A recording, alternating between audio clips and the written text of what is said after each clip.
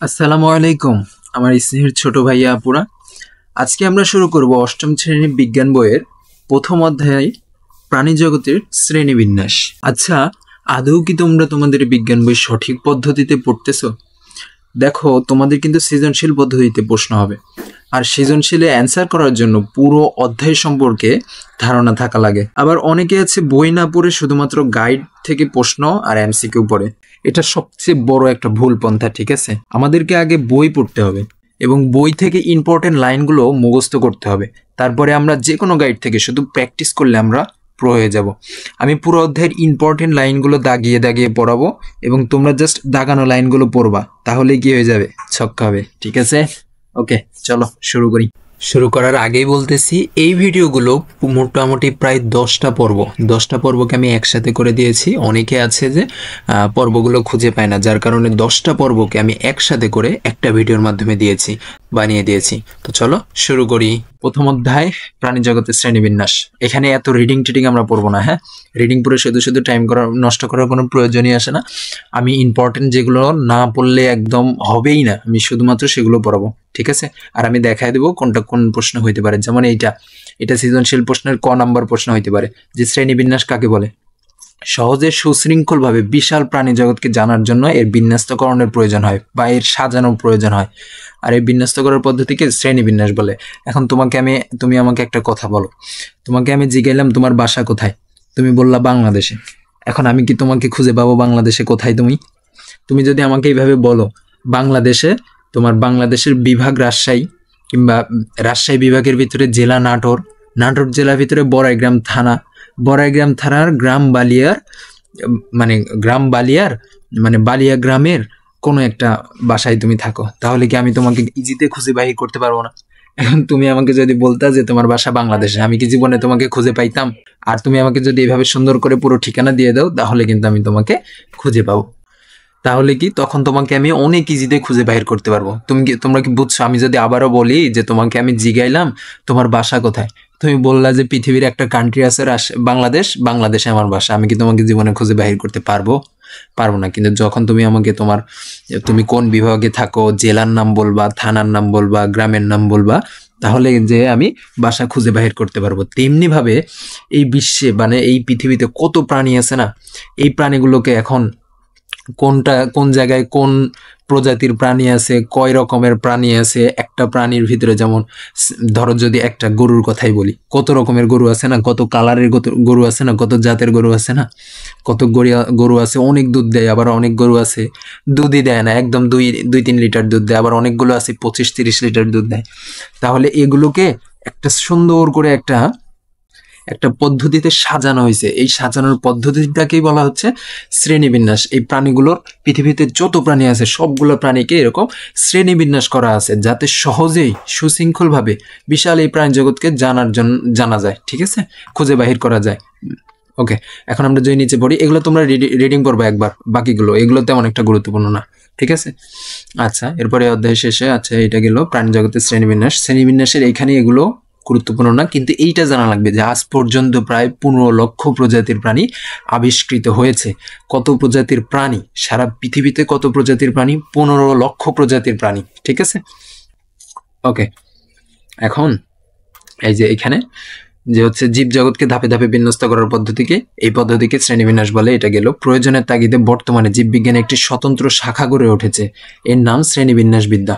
প্রয়োজনের তাগিদে বর্তমানে জীববিজ্ঞানে একটি স্বতন্ত্র শাখা গড়ে উঠেছে, এর নাম শ্রেণীবিন্যাস বিদ্যা বা ট্যাক্সোনমি। এর নাম কি? শ্রেণীবিন্যাস বিদ্যা বা ট্যাক্সোনমি। এখন কথা হচ্ছে এই শ্রেণীবিন্যাস বিদ্যা বা ট্যাক্সোনমি কাকে বলে। এইটা থেকে তোমাদের কিন্তু প্রশ্নে ক নাম্বার প্রশ্ন আসতে পারে, ঠিক আছে?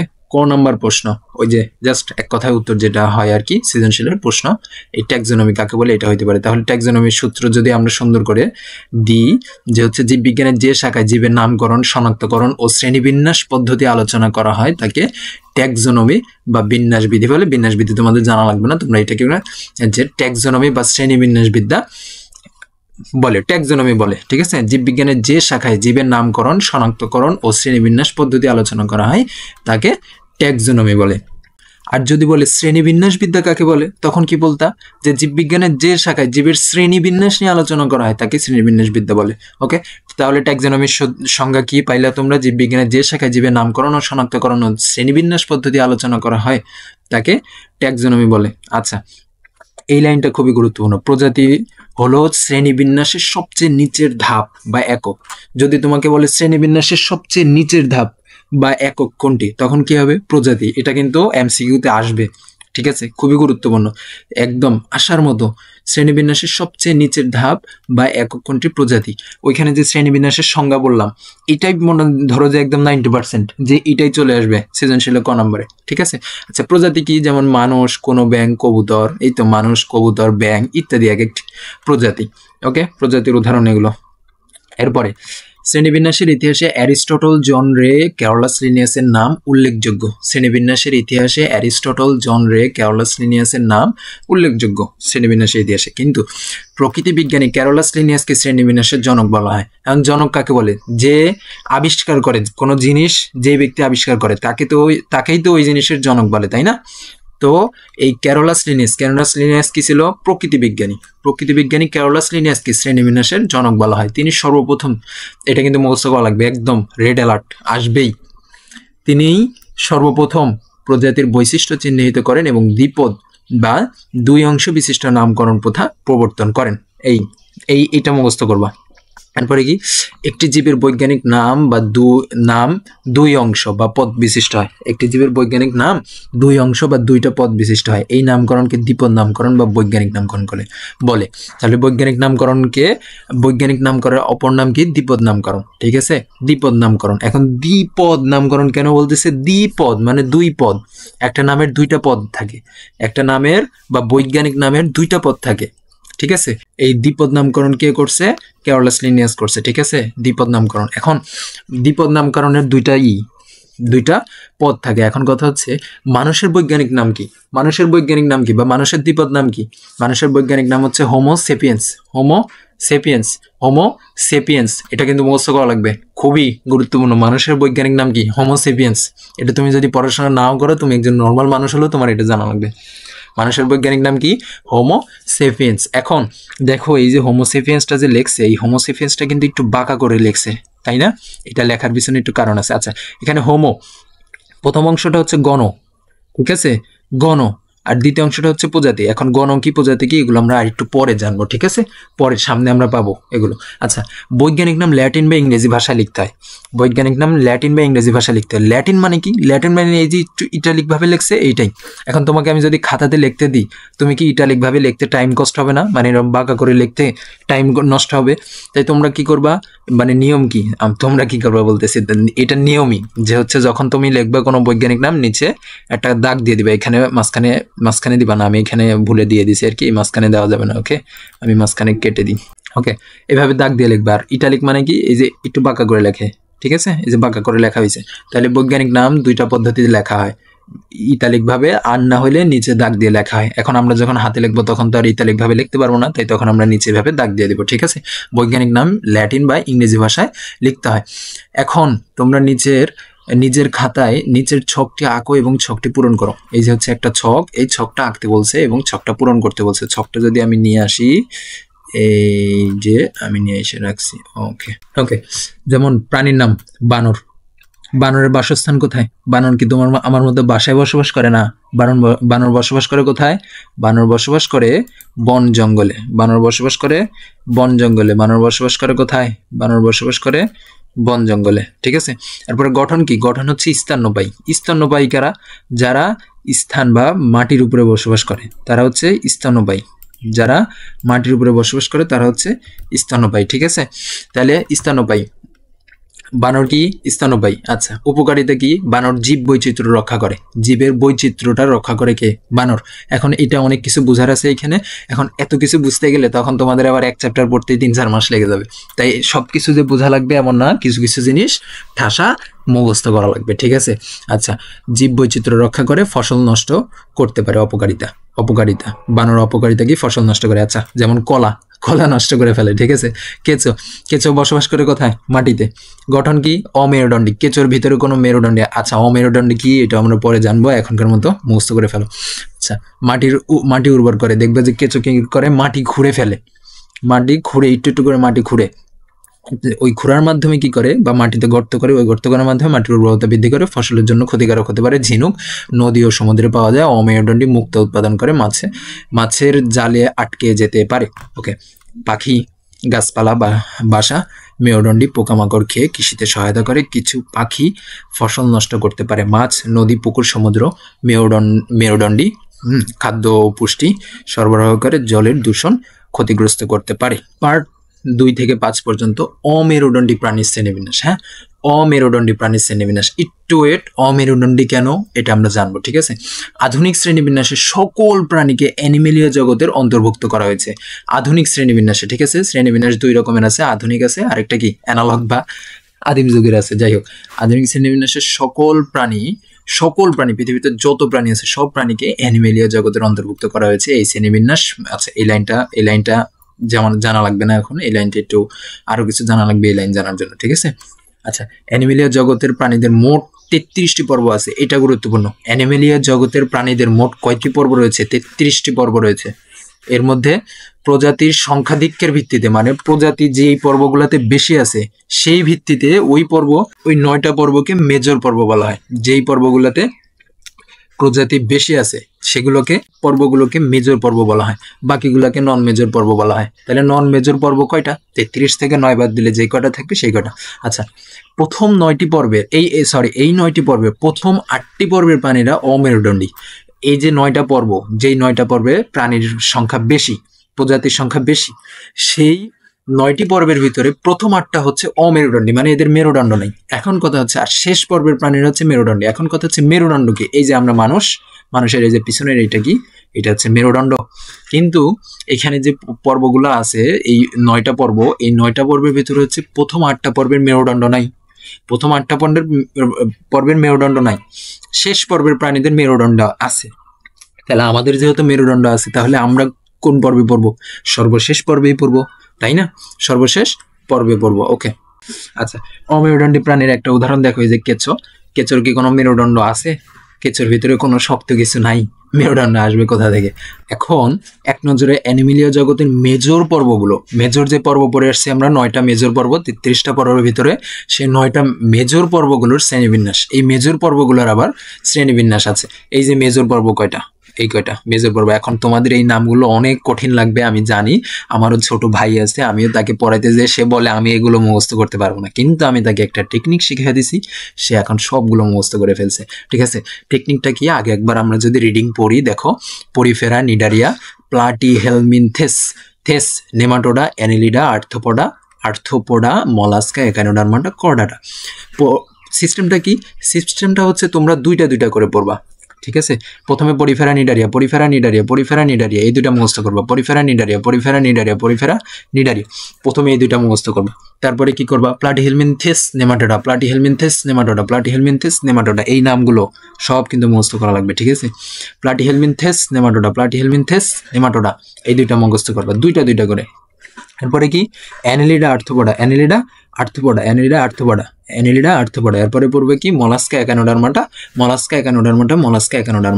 আচ্ছা, সর্বশেষ পর্ব এই যে কর্ডাটা। তাহলে আমরা বলছিলাম সর্বশেষ পর্বের প্রাণীরা হচ্ছে মেরুদণ্ডী। আমরা মানুষরা যেহেতু মেরুদণ্ডী, তাহলে আমরা কোন পর্বের অন্তর্গত? কর্ডাটার অন্তর্গত, ঠিক আছে। আমরা কোন পর্বের অন্তর্গত? কর্ডাটার অন্তর্গত।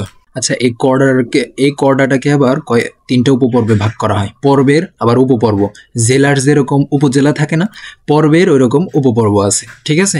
পর্বের আবার উপপর্ব আছে। পর্বের উপপর্ব 3টা, ইউরোকর্ডাটা, সেফালোকর্ডাটা, ভার্টিব্রাটা। এগুলো যে একদিনে যে তুমি নামগুলো যে মাথায় নিয়ে ফেলতে পারবা, এটা তেমন না।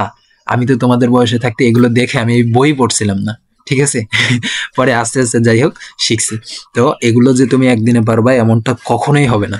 তোমরা ডেইলি একটু করে পড়া লাগবে, তারপরে এগুলো মাথায় ধরে যাবে নামগুলো একসময়, ঠিক আছে।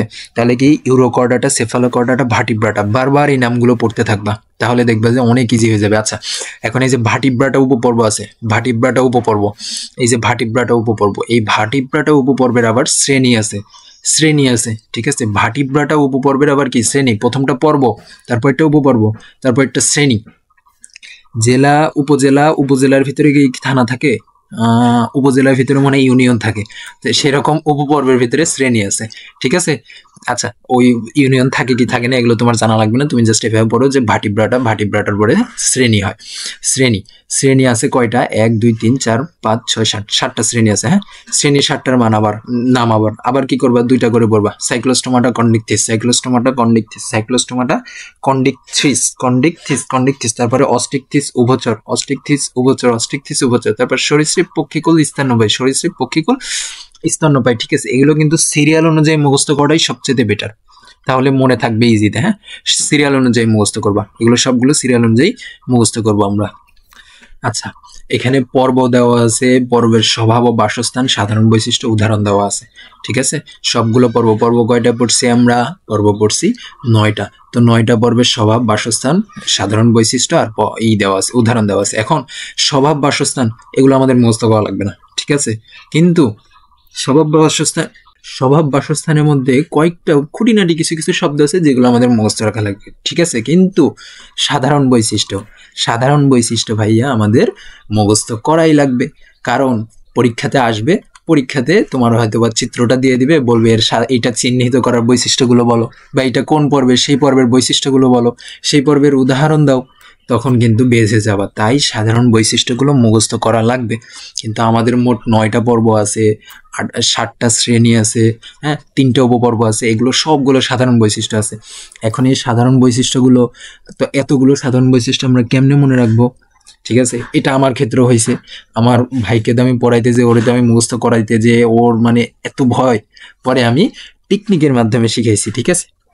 টেকনিকটা কি? টেকনিকটা হচ্ছে, তো আমার এই লেকচারগুলো, ঠিক আছে, আমি প্রত্যেক দিন জাস্ট 2টা করে কি 3টা করে 2টা করে পর্ব পড়াবো। হ্যাঁ, 2টা করে পর্ব তোমরা ধরো যে এখন সকালবেলা 2টা পর্ব ক্লাসটা করলা, প্রথম 2টা পর্বের ক্লাস করলা, ধরো এই রানিং ক্লাসটা করলা, এই ক্লাসটা করলা, আবার রাত্রে করবা, রাত্রের পরে ক্লাসটা করবা, মাঝখানে এই 2টা পর্বের সাধারণ বৈশিষ্ট্য নিজে প্রথমে পড়বা, ক্লাস করে সাথে সাথে পড়বা, পড়ে তারপরে লিখবা, না দেখে লিখবা। এরপরে আবার ধরো যে সকালে করতেছো, এটা সন্ধ্যার সময় যাবা, সন্ধ্যার সময় আবার এই দুইটা সাধারণ বৈশিষ্ট্য পড়বা, আবার পরে আবার লিখবা, লেখে ঠেকে পরের 2টা পড়বা, ঠিক আছে। পরের 2টা পড়ার ক্লাসটা করবা, ওইটা করার পরে তারপরে ওইটা আবার এই নিয়মে পড়বা, ঠিক আছে। প্রথমে তার মানে একসাথে ঢালাওভাবে সবগুলো ক্লাস করবা না, আর একসাথে ঢালাওভাবে সবগুলো পর্বের বৈশিষ্ট্য মুখস্থ করতে যাবা না। উদাহরণ, সবগুলো পর্বের বৈশিষ্ট্য মুখস্থ করতে যাবা না, টাইম নিয়ে নিয়ে করবা। ডেইলি ধরো যে 2টা করে পর্বের বৈশিষ্ট্য মুখস্থ করবা, আর নাহলে সকালে 2টা, বিকালে 2টা, এইভাবে মুখস্থ করবা। তাহলে কি হবে? তাহলে মনে থাকবে, একবারে সবগুলো দেখে ভয় পাওয়া যাবে না। আর যদি ভালো রেজাল্ট যদি করতে চাও, তাহলে কি বৈশিষ্ট্য পড়াই লাগবে, ভালো রেজাল্ট যদি করতে চাও। আর এগুলো যে পড়তেছ না, এগুলো তোমরা যদি সায়েন্স নিয়ে পড়ো, তাহলে কি করবা? দেখবা যে ইন্টারে বলো, এসএসসিতে বলো, আর অনার্স লাইফে বলো, সব জায়গায় এগুলো লাগবে। এগুলো হচ্ছে বেসিক, ঠিক আছে। আচ্ছা, সাধারণ বৈশিষ্ট্য। আচ্ছা, স্বভাব ও বাসস্থান। পোরাস, পরিফেরা, এটার নাম কি ছিল? পর্ব 1, পরিফেরা। আচ্ছা, পোরাস শব্দের অর্থ কি? ছিদ্র। পোরাস শব্দের অর্থ কি? ছিদ্র। আর ফেরি অর্থ কি?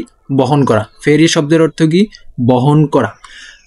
পোরাস অর্থ ছিদ্র, ফেরি অর্থ বহন করে। এগুলো যে একদম মুখস্থই করা লাগবে তা না, কিন্তু হালকা একটু দেখে রাখবা, দেখে রাখলে ইজি হবে। না মনে রাখতে পারলেও সমস্যা নাই এই জিনিসগুলো। পোরাস অর্থ ছিদ্র, ফেরি অর্থ বহন করা, এই জিনিসগুলো, ঠিক আছে। দেখো, পোরাস আর ফেরি এই 2টা মিলে হচ্ছে পরিফেরা। তার মানে পরিফেরা অর্থ কি? ছিদ্র বহন করা।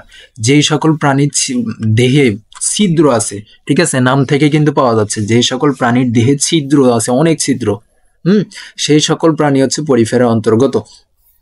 আচ্ছা, পরিফেরার পর্বের প্রাণীরা সাধারণত স্পঞ্জ নামে পরিচিত। স্পঞ্জ। এখন স্পঞ্জ বলতে কি বোঝানো যায়? দেখো, তোমরা হচ্ছে ফর্ম দেখছো না? ফর্ম, আমাদের যে সোফা আছে, সোফাতে বসার যে ফর্মগুলো, এই ফর্মগুলোর ভিতরে কিন্তু অনেক ছিদ্র। এগুলোতে বসলে কি হয়? স্পঞ্জের মতো দেবে যায়, আবার উঠলে কি হয়? আবার আগের অবস্থানে ফিরে আসে। এগুলা কি? স্পঞ্জ। এই প্রাণীগুলোও এরকম স্পঞ্জ। সোফার ভিতরে অনেক ছিদ্র দেখেছো না? এই প্রাণীগুলোর ভিতরে এরকম ছিদ্র আছে, ঠিক আছে। তাহলে আমরা মনে রাখবো পরিফেরা পর্বের প্রাণীরা স্পঞ্জ নামে পরিচিত। পৃথিবীর সর্বত্র এরা পাওয়া যায়। এদের অধিকাংশ প্রাণী সামুদ্রিক, তবে কিছু কিছু প্রজাতি স্বাদু পানিতে বসবাস করে। অধিকাংশ প্রজাতি কি সামুদ্রিক, সামুদ্রিক মানে কি সমুদ্রে বসবাস করে। কিছু কিছু প্রজাতি স্বাদু পানি।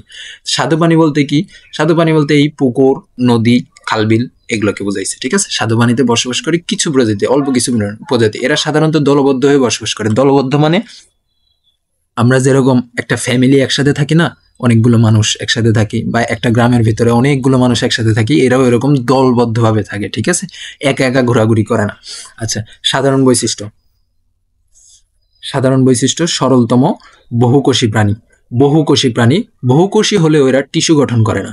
এখন কথা হয়েছে বহুকোষী প্রাণী কি, আবার বহুকোষী আরেকটা আছে কি এককোষী।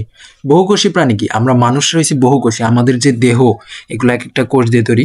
এই কোষ, অসংখ্য কোষ মিলে হচ্ছে আমরা এক একজন মানুষ, ঠিক আছে। কিন্তু এককোষী প্রাণীও কি তাহলে আছে? হ্যাঁ, এককোষী প্রাণীও আছে। এককোষী প্রাণী হচ্ছে এই যে দেখো, এগুলো হচ্ছে ব্যাকটেরিয়া। এগুলো এক একটা এককোষী প্রাণী, শুধুমাত্র একটাই কোষ আছে ওদের ভিতরে। আমাদের দেহে কোটি কোটি কোটি কোটি কোষ আছে, কিন্তু ওদের দেহে একটাই কোষ আছে। এখন এই যে আমটা দেখতেছো, আমটার গায়ে এই যে বিভিন্ন দাগ হয়েছে, মানে পচা পচা পচা হয়ে গেছে, এগুলো কেন হয়েছে জানো? এই এককোষী ব্যাকটেরিয়ার আক্রমণের কারণে, ঠিক আছে। এই এককোষী ব্যাকটেরিয়ার আক্রমণের কারণে। এগুলো জাস্ট আমি এমনি জাস্ট জানার জন্য দিলাম, তোমরা যদি না বুঝো সমস্যা নেই, বাধ্য, ঠিক আছে। কিন্তু এই সাধারণ বৈশিষ্ট্য মুখস্থ করা লাগবে। আচ্ছা, বহুকোষী হলেও এরা টিস্যু গঠন করে না। অনেকগুলো কোষ যখন একসাথে হয়ে কোনো কাজ করে, তখন ওই কোষগুলোকে একত্রিত টিস্যু বলা হয়, ঠিক আছে। টিস্যুর সংজ্ঞা তোমরা সামনে যে পাবা, কোষ বিভাজন চ্যাপ্টার আছে মনে হয়, সেই চ্যাপ্টারে যে পাবা। তাহলে বহুকোষী হলেও এরা টিস্যু গঠন করে না, এটা মুখস্থ করা লাগবে কিন্তু। হ্যাঁ, দেহ প্রাচীরে অসংখ্য ছিদ্র। ছিদ্র না থাকলে কি এরা স্পঞ্জ হইতো? বলো, ছিদ্র না থাকলে কি এরা স্পঞ্জ হইতো? মানে ওই ফর্মের মতো কাজ করতো, যার কারণে এদের, তার মানে এদের দেহ প্রাচীর অসংখ্য ছিদ্রযুক্ত। এই ছিদ্রপথে পানির সাথে অক্সিজেন, খাদ্যবস্তু প্রবেশ করে। এই ছিদ্রপথে পানির সাথে একা একা কিন্তু না, পানির সাথে অক্সিজেন ও খাদ্যবস্তু প্রবেশ করে। কোনো পৃথক সুগঠিত কলা, অঙ্গ, তন্ত্র থাকে না। এখন কলা ওই টিস্যুরই অপর নাম। এই যে টিস্যু, এই টিস্যুরই অপর নাম হচ্ছে কলা, ঠিক আছে। টিস্যুর অপর নাম কলা। এইটাই বলছে, ওইখানে বলে দিছিল না যে টিস্যু গঠন করে না, তো এইখানেও কোনো সুগঠিত টিস্যু বা কলা। এখন অঙ্গতন্ত্র থাকে না। অঙ্গতন্ত্র কি? এই যে আমাদের এক একটা আমাদের হাত আছে, চোখ আছে, মুখ আছে, এগুলো এক একটা অঙ্গ। ওদের এই অঙ্গগুলো নাই, হাত নাই, মুখ নাই, পা নাই, কিছুই নেই। হ্যাঁ, খালি জাস্ট একটা ফর্ম। তো এদের পৃথক কোনো সুগঠিত মানে সঠিকভাবে গঠিত কোনো কলা নাই, বা টিস্যু নাই, অঙ্গ নাই, তন্ত্র নাই। তন্ত্র কি? তন্ত্র যেমন আমাদের দেহে কঙ্কাল আছে, আমাদের দেহের কঙ্কাল আছে। কঙ্কাল কি? একটা কঙ্কাল তন্ত্র। এদের এমন ওদের কোনো তন্ত্রই থাকে না, ঠিক আছে। উদাহরণ কি? উদাহরণ হচ্ছে স্পঞ্জিলা স্কাইফা। স্পঞ্জিলা স্কাইফা, এই যে স্পঞ্জিলার পিকচার এখানে দিছে, আমি আরো সুন্দর করে একটা নিয়ে আসছি। এই যে এটা কিন্তু সমুদ্রের নিচে একদম মাটির উপরে যে থাকে না, এটা কি? এটা হচ্ছে স্কাইফার পিকচার, ঠিক আছে। এগুলো জাস্ট এমনি দেখার জন্য, এগুলো যে এতটা গুরুত্বপূর্ণ তা না, আমি জাস্ট দেখানোর জন্য, ঠিক আছে। আচ্ছা, এখানে যে বললো না যে হচ্ছে ছিদ্রপথের মাধ্যমে পানি প্রবেশ করে, পানি অক্সিজেন প্রবেশ করে, এই দেখো, এই যে একটু বড় করি না, এই যে প্রাণীটা, এই দেখো, এগুলো কিন্তু হচ্ছে তোমার হচ্ছে এই যে স্পঞ্জিলা বা স্কাইফার দেহ, ঠিক আছে। এই দেখো কত নালী এদের দেহের ভিতরে, এই যে কত নালী। এই নালীগুলো কিন্তু এই যে বাইরের সাথে কানেক্টেড। এগুলোর মাধ্যমে এই দিক দিয়ে কিন্তু এদের খাবার, পানি, অক্সিজেন এগুলো ঢোকে, ঠিক আছে। সারা দেহের ভিতর খালি নালী আর নালী, ঠিক আছে। ওকে, আমরা তাহলে তার মানে উদাহরণগুলো আমাদের মুখস্থ রাখা লাগবে। স্পঞ্জিলা, স্কাইফা। এই পরিফেরার মধ্যে আমাদের পরামর্শ কি কি আছে? শুধুমাত্র দুইটাই, যে শুধুমাত্র এই অংশটুকুই, যে স্পঞ্জ নামে পরিচিত। সাধারণ বৈশিষ্ট্য কি কি? সরলতম বহুকোষী প্রাণী। বহুকোষী হলেও এরা টিস্যু গঠন করে না। দেহ প্রাচীর অসংখ্য ছিদ্রযুক্ত। ছিদ্রপথে পানি, অক্সিজেন, খাদ্যবস্তু প্রবেশ করে। কোনো পৃথক সুগঠিত কলা, অঙ্গতন্ত্র থাকে না। উদাহরণ স্পঞ্জিলা, স্কাইফা। তো পর্ব নাম্বার 2, নিডারিয়া। নিডারিয়ার সামনে কিন্তু সি আছে, ঠিক আছে, কিন্তু সিটা সাইলেন্ট থাকে, এই সিটা সাইলেন্ট থাকে। নিডারিয়া, সি বাদ দিয়ে উচ্চারণ করে দেখো, নিডারিয়া। কিন্তু সামনে সি থাকবে, সি আমাদের উচ্চারণ করা লাগবে। সরি, সি আমাদের উচ্চারণ করা লাগবে না, কিন্তু সি বানান লেখার সময় আমাদের লেখা লাগবে, ঠিক আছে। আচ্ছা, নিডোসাইট নামক বিশেষ বৈশিষ্ট্যপূর্ণ কোষের নাম থেকে এই পর্বের নামকরণ করা হয়েছে।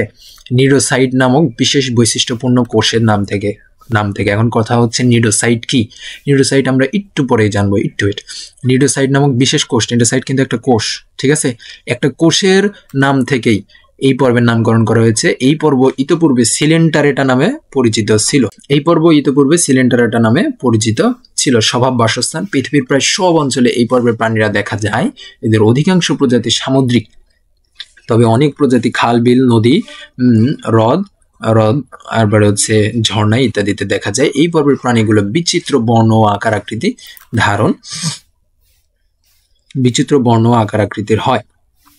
এদের কিছু প্রজাতি এককভাবে, আবার কিছু প্রজাতি দলবদ্ধভাবে কলোনি গঠন করে বসবাস করে। কিছু প্রজাতি একা একা বসবাস করে, হ্যাঁ, একাকী জীবন তাদের। আর কিছু কিছু প্রজাতি আছে দলবদ্ধভাবে বাস করে। আচ্ছা, এরা সাধারণত পানিতে ভাসমান কাঠ, পানির উপরে ভাসমান কাঠ, অনেক কাঠ, পাতা, এগুলো অনেক কিছু ভাসে না পানির উপরে, এগুলোর সঙ্গে দেহকে আটকায় রেখে বা মুক্তভাবে সাঁতার কাটে, ঠিক আছে, সাধারণ বৈশিষ্ট্য। আচ্ছা, এদের দেহে দুটি ভ্রূণীয় কোষস্তর দ্বারা গঠিত। দেহের বাইরের দিকের স্তরটি অ্যাক্টোডার্ম, ভিতরের স্তরটি এন্ডোডার্ম। এখন কোষস্তর কি? কোষের উপরে একটা বেড়া থাকে, ঠিক আছে। কোষের উপরে ধরো যে জামা পরানো থাকে, সোজা কথা বলতে গেলে আমাদের যে দেহের যত কোষ, এই কোষগুলোর উপরে, সবগুলো কোষের উপরে জামা থাকে, বা বইয়ের ভাষায় বলতে গেলে স্তর থাকে। এই স্তরটা আমরা মানুষ না, আমাদের মানুষের এই কোষ স্তর তিনটা ভাগে বিভক্ত। কোষস্তর তিনটা ভাবে বিভক্ত। আমাদের মানুষের কোষস্তর কয় ভাগে বিভক্ত? 3 ভাগে। এটা কিন্তু খাতাতে লিখে নিবা, আমি যেটা বলতেছি এটা খাতাতে লিখে নিবা বা বইয়ে লিখে নিবা। আমাদের মানুষের কোষস্তর 3টা ভাবে বিভক্ত। কি কি? Ectoderm, endoderm, mesoderm. Ectoderm, mesoderm, endoderm. Mesoderm মাঝখানে, ঠিক আছে। অ্যাক্টোডার্ম, এন্ডোডার্ম, বারবার ভুল হয়ে যাচ্ছে। অ্যাক্টোডার্ম, মেসোডার্ম, এন্ডোডার্ম, ঠিক আছে। মেসো মাঝখানে, মতে মেসো, মতে মাঝখানে। টেকনিক দিয়ে মনে রাখবা, মতে মেসো, মতে মাঝখানে। এখন আমরা তো, আমাদের কোষস্তর 3টা, অ্যাক্টোডার্ম, মেসোডার্ম, এন্ডোডার্ম। অ্যাক্টোডার্ম হচ্ছে একদম বাহিরের, আমরা এই যে উপরে আমাদের চামড়ার উপরে হাত দিলে যে অংশে আমরা টাচ করতে পারি সেটা হচ্ছে অ্যাক্টোডার্ম। সেটা কি? সেটা হচ্ছে অ্যাক্টোডার্ম। আর ভিতরে বা এই চামড়ার অপর পৃষ্ঠটা হচ্ছে এন্ডোডার্ম, আর মাঝখানের অংশ হচ্ছে মেসোডার্ম। মেসোডার্ম, এইটা মনে রাখবা, মাঝখানে মাঝখানেটা হচ্ছে মেসোডার্ম। আর এন্ডোডার্ম, এই যে এন্ডোডার্ম, এই এন্ড অর্থ ভেতরে, একটো মানে বাহিরে, ঠিক আছে। একটো মানে বাহিরে, এন্ডো মানে ভেতরে। আর ডার্ম, এই যে ডার্ম অংশটুকু আছে, ডার্ম মানে কি? ত্বক। ডার্ম মানে ত্বক। আর এন্ডো মানে ভেতরে, ডার্ম মানে ত্বক। একটো মানে বাহিরে, ডার্ম মানে ত্বক। এই ডার্ম মানে ত্বক। মেসোডার্ম, মেসো মানে মাঝখানে, ডার্ম মানে ত্বক, মাঝখানের ত্বক, ঠিক আছে। আচ্ছা, কিন্তু এই নিডারিয়া যে পর্ব আছে, নিডারিয়া পর্বের যে প্রাণীগুলো আছে, এদের 2টা কোষস্তর। আমরা মানুষ, আমাদের কোষস্তর 3টা, ওদের হচ্ছে 2টা। এই 2টার ভিতরে দেহের বাইরের দিকের স্তরটিকে অ্যাক্টোডার্ম এবং ভিতরের দিকের স্তরটিকে এন্ডোডার্ম বলে, ঠিক আছে। তার মানে আমি যদি এই লাইনটা যদি আমি সারমর্ম করি, সারমর্মটা হচ্ছে যে আমরা মানুষ, আমাদের 3টা স্তর আছে, বাইরেরটা অ্যাক্টোডার্ম, মাঝখানেরটা মেসোডার্ম, ভেতরেরটা এন্ডোডার্ম। কিন্তু এই নিডারিয়া পর্বের প্রাণীদের কোষ স্তর আছে হচ্ছে 2টা, বাইরেরটা অ্যাক্টোডার্ম, ভেতরেরটা এন্ডোডার্ম। আচ্ছা, এখন দেহ গহ্বরকে সিলেন্টারন বলে। এখন গহ্বর কি? গহ্বর মানে সোজা কথায় মনে রাখবা গর্ত। কালো হয়ে গেছে। গহ্বরকে সোজা ভাষায় মনে রাখবা গর্ত, ঠিক আছে। এদের দেহে গর্ত আছে, আর এই গর্তকে সিলেন্টারন বলে। এদের দেহে গর্ত আছে এক প্রকারের, ঠিক আছে। এদের দেহে এক প্রকারের গর্ত আছে, এই গর্তকে সিলেন্টারন বলে।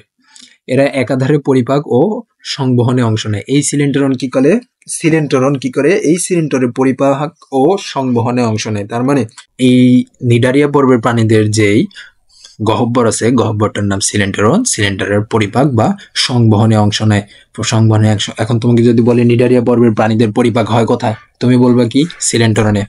সিলেন্টারে। এই যে দেহ গহ্বরকে সিলেন্টারন বলে, এটা কিন্তু খুবই গুরুত্বপূর্ণ। এরপরে অ্যাক্টোডার্মে নিডোসাইট নামক বিশেষ বৈশিষ্ট্যপূর্ণ কোষ থাকে। এগুলো কোষগুলো, এই কোষগুলো শিকার ধরা, আত্মরক্ষা, চলন ইত্যাদি কাজে অংশ নেয়। অ্যাক্টোডার্ম, অ্যাক্টোডার্ম মানে কি? অ্যাক্টো মানে বাহিরে, ডার্ম মানে কি? ত্বক। বাহিরের ত্বকে নিডোসাইট নামক বিশেষ কোষ থাকে। এই যে নিডোসাইট, এটা কিন্তু অনেক গুরুত্বপূর্ণ, ঠিক আছে? নিডোসাইট নামক বিশেষ বৈশিষ্ট্যপূর্ণ কোষ থাকে। এই কোষগুলো শিকার ধরতে, ধরা, আত্মরক্ষা, চলন সাহায্য করে। এই নিডোসাইট তাহলে কোথায় থাকে? অ্যাক্টোডার্ম বা বাহিরের ত্বকে থাকে। এই নিডোসাইট কি করে? এই নিডোসাইট কোষগুলা শিকার ধরে, ঠিক আছে, আত্মরক্ষা করে, মানে নিজের রক্ষা করে, নিজেকে, মানে হাইড্রা, হাইড্রা বলতে আর কি নিডারিয়া পর্বের প্রাণীদেরকে রক্ষা করে, আত্মরক্ষা করে এবং চলতে সাহায্য করে এই নিডোসাইটগুলো। এই নিডোসাইট কিন্তু খুবই গুরুত্বপূর্ণ। যদি বলে যে কোন পর্বের প্রাণীদের নিডোসাইট থাকে, কোন পর্বের? নিডারিয়া পর্বের প্রাণীদের, পর্ব 2। এখানে এই যে দেখে আসছিলাম যে এই পর্বটা এখন পরে নিডোসাইট নামক বিশেষ বৈশিষ্ট্যপূর্ণ কোষের নাম থেকে এই পর্বের নাম করা হয়েছে। তার মানে কি? নিডোসাইট কি একটু আগে বললাম, যা শিকার ধরে, চলনে সাহায্য করে নিডারিয়ানদের। বাহিরের ত্বক যে অ্যাক্টোডার্মে এই নিডোসাইট থাকে। আচ্ছা, এই পর্বের পূর্বের নাম ছিল সিলেন্ডারেটা নামে পরিচিত। সিলেন্ডারন কি ছিল? সিলেন্ডারন ছিল এই পর্বের প্রাণীদের দেহ গহ্বর। এই সিলেন্ডারেটা নিডারিয়া পর্বের আগের নাম ছিল, এখনকার নাম কি? নিডারিয়া, ঠিক আছে? আগের নাম ছিল সিলেন্ডারেটা। তার মানে এই পর্বের উদাহরণ আছে দুইটা, একটা হচ্ছে হাইড্রা আর একটা হচ্ছে ওবেলিয়া। একটা আছে হাইড্রা আর একটা হচ্ছে ওবেলিয়া।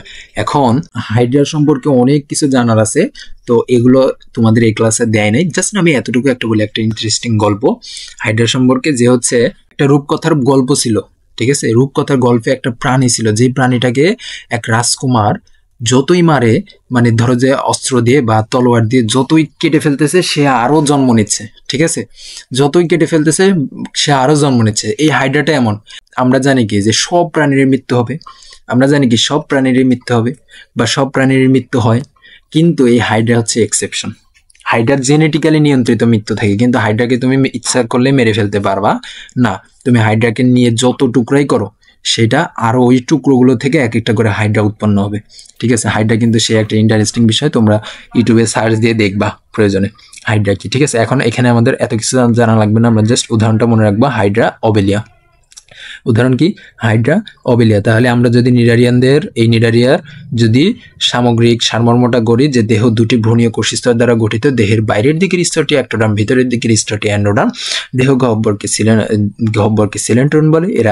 এটা একাধারে পরিপাক সংবহনে অংশ নেয়। অ্যাক্টোডার্মে নিডোসাইট নামক বৈশিষ্ট্যপূর্ণ কোষ থাকে। এই কোষগুলো শিকার দ্বারা, আত্মরক্ষা, চলন ইত্যাদি কাজে সাহায্য করে। উদাহরণ হাইড্রা ওবেলিয়া। প্লাটিহেলমিনথেস এর স্বভাব ও বাসস্থান। প্লাটি শব্দের অর্থ কি? চ্যাপ্টা। এই যে প্লাটিহেলমিনথেস এর প্লাটি শব্দের অর্থ চ্যাপ্টা, ঠিক আছে?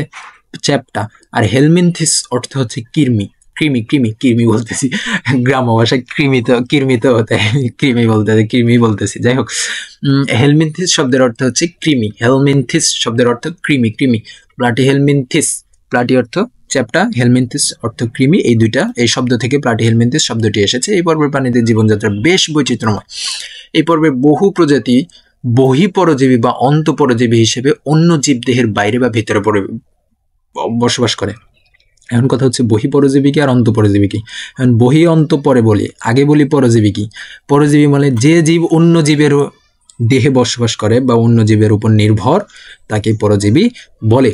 এখন ধরো আমাদের শরীরে কি থাকে? উকুন থাকে, ঠিক না? আমাদের শরীরে উকুন থাকে। উকুন কি বহিঃপরজীবী? উকুন কিন্তু একটা পরজীবী, প্রথম কথা, কারণ সে আমাদের মাথা থেকে খাবার গ্রহণ করে আর সেখানেই আশ্রয় নিয়ে আসে। তাহলে কি উকুন হচ্ছে বহিঃপরজীবী। কেন বহিঃপরজীবী? সে কি আমাদের দেহের ভিতরে ঢুকে গেছে? না, সেই আমাদের মাথার উপরে আছে, দেহের বাহিরে আছে, সে হচ্ছে বহিঃপরজীবী। কিন্তু অন্তঃপরজীবীর কথা যদি বলি, আমাদের ভিতরে অনেক কৃমি আছে না, বা আমরা কৃমির ওষুধ খাই না? তো এই যে আমাদের ভিতরে কৃমি আছে, এই কৃমিগুলো কি? অন্তঃপরজীবী, ঠিক আছে? আমাদের দেহের ভিতরে থাকে, এগুলো কি? অন্তঃপরজীবী। তবে কিছু প্রজাতি মুক্তজীবী হিসেবে স্বাদু পানিতে, আবার কিছু প্রজাতি লবণাক্ত পানিতে বসবাস করে। কিছু প্রজাতি স্বাদু পানিতে, আবার কিছু প্রজাতি লবণাক্ত পানিতে বসবাস করে। এই পর্বের কোনো প্রাণী ভেজা স্যাঁতসেঁতে মানে কাদাময়, ঠিক আছে? ভেজা ও স্যাঁতসেঁতে মাটিতে বসবাস করে।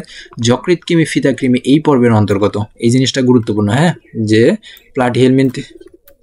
প্লাটিহেলমিনথেস পর্বের অন্তর্গত যদি বলে যে হচ্ছে যকৃৎ কৃমি কোন পর্বের অন্তর্গত, তখন বলা লাগবে প্লাটিহেলমিনথিস।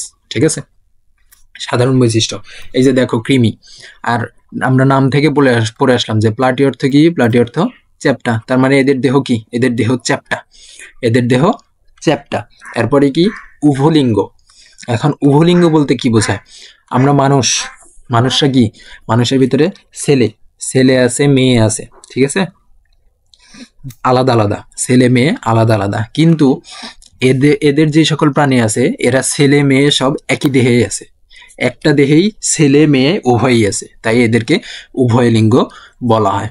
ঠিক আছে, আচ্ছা, বহিঃপরজীবী বা অন্তঃপরজীবী, এটা তো বললামই, বহিঃপরজীবী বা অন্তঃপরজীবী, দেহে পুরো কিউটিকল দ্বারা আবৃত, দেহ পুরো কিউটিকল দ্বারা আবৃত। এখন কথা হচ্ছে দেহ যে আছে আমাদের, যে ওদের যে দেহ আছে, এই প্লাটিহেলমিনথিস পর্বের প্রাণীদের যে দেহ আছে, দেহের উপরের স্তরটা পুরো কিউটিকল দ্বারা আবৃত। এখন কথা হচ্ছে কিউটিকল কি, কিউটিকল হলে জীবের বিভিন্ন ধরনের শক্ত নমনীয় বাইরের আবরণ। কিউটিকল হলো জীবের বিভিন্ন ধরনের শক্ত নমনীয় বাহিরের আবরণ, যা জীবকে সুরক্ষা প্রদান করে। ঠিক আছে, তাহলে দেহ পুরো কিউটিকল দ্বারা আবৃত আছে। এটা গেল দেহের চোষক বা আংটা থাকে, চোষক বা আংটা থাকে। চোষক বলতে কি, ওদের মুখে চুষে খাওয়ার মতো চোষক থাকে। ঠিক আছে, আংটা থাকে। আচ্ছা, এই সব জিনিসে বোঝা লাগবে এমনটা না, কিছু কিছু জিনিস সব যদি বুঝতে যাও তাহলে অনেক টাইম লাগবে। ঠিক আছে, আচ্ছা, কিছু কিছু জিনিস মুখস্থ রাখা লাগবে, এগুলো অনেক কিছু মুখস্থ রাখা লাগবে। আচ্ছা, দেহের শিখা অঙ্গ নামে বিশেষ অঙ্গ থাকে, এগুলো রেচন অঙ্গ হিসেবে কাজ করে। এখন কথা হচ্ছে দেহের শিখা অঙ্গ নামে বিশেষ অঙ্গ থাকে, এগুলো রেচন অঙ্গ হিসেবে কাজ করে। এখন তোমরা এখানে কি মুখস্থ করবা, জাস্ট প্লাটিহেলমিনথিসের রেচন অঙ্গ আছে, এই রেচন অঙ্গ গুলোর নাম কি, শিখা অঙ্গ। এই রেচন অঙ্গগুলোর নাম কি, শিখা অঙ্গ। ঠিক আছে, বা শিখা অঙ্গ কোথায় থাকে, শিখা অঙ্গ থাকে প্লাটিহেলমিনথিসে। আচ্ছা, পৌষ্টিকতন্ত্র অসম্পূর্ণ বা অনুপস্থিত, হয় অসম্পূর্ণ নাহলে অনুপস্থিত। ঠিক আছে, এই সাধারণ বৈশিষ্ট্যগুলো একদম ঠাড়া মুখস্থ। আমি আমার ভাইকে একদম সব মুখস্থ করায় লেখায় নিছি। ঠিক আছে, এগুলো সব একদম এখন না দেখে সে সবগুলো সাধারণ বৈশিষ্ট্য পারে। কেমনে, আমি ডেইলি সকালে 2টা মুখস্থ করাইছি, আবার রাতে ওগুলোকে ধরে আবার রাতে 2টা মুখস্থ করাইছি, সকালবেলা আবার ধরাইছি, এইভাবে ধরায় আমি সবগুলো মুখস্থ করাইছি। তোমরাও কি করবা, জাস্ট 2টা করে মুখস্থ করবা। তারপরে কি উদাহরণ, 2টা করে, মানে 2টা পর্বের বৈশিষ্ট্য একসাথে মুখস্থ করবা। আচ্ছা, উদাহরণ কি, ফ্যাসকিওলা যকৃৎকৃমি টেনিয়া ফ্রিতাকৃমি, ফ্যাসকিওলা যকৃৎকৃমি টেনিয়া ফ্রিতাকৃমি। এই পর্ব গেল প্লাটিহেলমিনথিস শেষ। এখন আসতেছে নেমাটোডা। অনেকে একে নেমাটোহেলমিনথিস বলে, এটা তেমন একটা গুরুত্বপূর্ণ না। যাই হোক, স্বভাব বাসস্থান। নেমা অর্থ কি, সুতা, নেমা অর্থ সুতা। এই শব্দ থেকে এই পর্বের নামকরণ করা হয়েছে, নেমা শব্দ থেকে এই নেমাটোডা পর্বের নামকরণ করা হয়েছে। এই পর্বের অনেক প্রাণী অন্তঃপরজীবী হিসেবে প্রাণীর অন্ত্র ও রক্তে বসবাস করে। এইসব পরজীবী বিভিন্ন প্রাণী ও মানবদেহে বাস করে, নানা রকম ক্ষতি সাধন করে। তবে অনেক প্রাণী মুক্তজীবী যা পানি ও মাটিতে বাস করে। গোল কৃমি, ফাইলেরিয়া কৃমি, চোখ কৃমি এই পরের অন্তর্গত। এখন এই যে কৃমিগুলো নিয়ে প্যাচ বাঁধবে। এখানে ছিল কি, যকৃৎ কৃমি, ফিতা কৃমি প্লাটিহেলমিনথিসের ভিতরে ছিল, আর নেমাটোডার ভিতরে ছিল কি, গোল কৃমি, ফাইলেরিয়া কৃমি, চোখ কৃমি। এটা কিন্তু মনে রাখা লাগবে। তোমরা আলাদা করে কি করবা, একটা ছোট্ট একটা পেজ নিবা, কিংবা ওই যে নোট করার জন্য যে ইগুলো থাকে আঠাযুক্ত, এগুলো নিয়ে তোমাদের পড়ার টেবিলে লিখে রাখবা, চোখের সামনে লিখে রাখবে যে যকৃৎ কৃমি, ফিদা কৃমি হচ্ছে প্লাটিহেলমিনথিসের মধ্যে, আর গোল কৃমি, ফাইলেরিয়া কৃমি, চোখের কৃমি, এগুলো হচ্ছে নেমাটোডার মধ্যে। ঠিক আছে, তাহলে মনে থাকবে। এখন সাধারণ বৈশিষ্ট্য, চোখ কৃমি যেটা দেখলাম। আচ্ছা, সাধারণ বৈশিষ্ট্য আগে পড়ে নিই। সাধারণ বৈশিষ্ট্য, দেহ নলাকার পুরুত্বক দ্বারা আবৃত। সাধারণ বৈশিষ্ট্য, দেহ নলাকার পুরুত্বক দ্বারা আবৃত। ঠিক আছে, তারপরে হচ্ছে পৌষ্টিকনালী সম্পূর্ণ মুখ ও পায়ুছিদ্র উপস্থিত। পৌষ্টিকনালীর সম্পূর্ণ মুখ ও পায়ুছিদ্র উপস্থিত, মুখও আছে পায়ুছিদ্রও আছে। আচ্ছা, শ্বসনতন্ত্র ও সংবহনতন্ত্র অনুপস্থিত। আমরা যে শ্বাস প্রশ্বাস নিই না, এই শ্বাস প্রশ্বাস তন্ত্র ওদের নাই, শ্বসনতন্ত্র নাই। আবার আমাদের যে রক্ত সংবহন তন্ত্র আছে, এই শুধুমাত্র যে রক্ত সংবহন তন্ত্র এমন তো না, আরো তো অনেক সংবহন তন্ত্র আছে, এগুলো অনুপস্থিত। সাধারণত এক লিঙ্গ, কিন্তু প্লাটিহেলমিনথিস ছিল কি, উভলিঙ্গ। এই যে পার্থক্য। ঠিক আছে, তোমাদের এইভাবে আসতে পারে যে 2টা পর্ব দেওয়া থাকবে, পর্ব 2টার মধ্যে পার্থক্য আসবে। হ্যাঁ, কিন্তু সে এই পার্থক্যর জন্য আর কি সবচাইতে বেশি পার্থক্য আসবে কোন 2টা পর্বের মধ্যে, প্লাটিহেলমিনথিস আর নেমাটোডা, এই 2টা পর্বের মধ্যে সবচাইতে বেশি আসবে পার্থক্য। ঠিক আছে, আচ্ছা, দেহ গহ্বর অনাবৃত, প্রকৃত সিলম নাই। দেহের যে গহ্বর গুলো আছে এই গহ্বর গুলোর কোনো আবরণ নাই, অনাবৃত। এরপর হচ্ছে প্রকৃত সিলম নাই। এখন কথা হচ্ছে সিলম কি? সিলম হচ্ছে ত্রিস্তরী প্রাণী। এই যে আমি এখানে লিখে দিছি, দেখো সিলম কি, এটা তোমাদের দেওয়া নাই, কিন্তু ক নম্বরের প্রশ্ন আসতে পারে যে সিলম কি, তখন এই সংজ্ঞা মেরে দিবা, ঠিক আছে? আচ্ছা, ত্রিস্তরী প্রাণীর ভ্রূণীয় পরিস্ফুটনের সময়, মানে সে যখন জন্মগ্রহণ করে ত্রিস্তরী প্রাণী, তখন ভ্রূণীয় পরিস্ফুটনের সময় যে দেহ গহ্বর সৃষ্টি হয় তাকে সিলম বলে। আমরা কি ত্রিস্তরী প্রাণী? আমরা যখন ভ্রূণ অবস্থায় ছিলাম, একদম ছোট্ট মায়ের পেটে যখন মাত্র তৈরি হওয়া শুরু হয়েছি, ভ্রূণীয় পরিস্ফুটনের সময় আমাদের যে দেহের গহ্বর বা গর্ত সৃষ্টি হয়েছে তাকে সিলম বলে, ঠিক আছে? এসএসসিতে যে বা 9, 10-এ উঠে তোমরা যদি সায়েন্স নাও তাহলে এগুলো পাবা। আচ্ছা, অ্যাসকারিস, অ্যাসকারিস গোলকৃমি। যদি বলে গোলকৃমির বৈজ্ঞানিক নাম কি, অ্যাসকারিস বলা লাগবে কিন্তু। চোখ কৃমি, লোয়া লোয়া। এখন আমি চোখ কৃমির একটা পিকচার নিয়ে আসছি, দেখো। আচ্ছা, বড় করে একটু। এই যে চোখ, এই দেখো চোখের ভিতরে সাদা, এটা কি? চোখ কৃমি, ঠিক আছে? এই চোখ কৃমির বৈজ্ঞানিক নাম কি? চোখ কৃমির বৈজ্ঞানিক নাম লোয়া লোয়া, ঠিক আছে? চোখ কৃমির বৈজ্ঞানিক নাম লোয়া লোয়া। এই হচ্ছে আমাদের প্লাটিহেলমিনথিস আর নেমাটোডা পর্ব। তোমরা এগুলো এই দুইটা পর্ব একসাথে পড়বা, তাহলে মনে থাকবে, ঠিক আছে? পার্থক্যগুলো মনে থাকবে। তো আজকের পর্ব এখানেই শেষ করতেছি। আগামী পর্ব দেখার আমন্ত্রণ রেখে সবাইকে বিদায় জানাচ্ছি। আসসালামু আলাইকুম।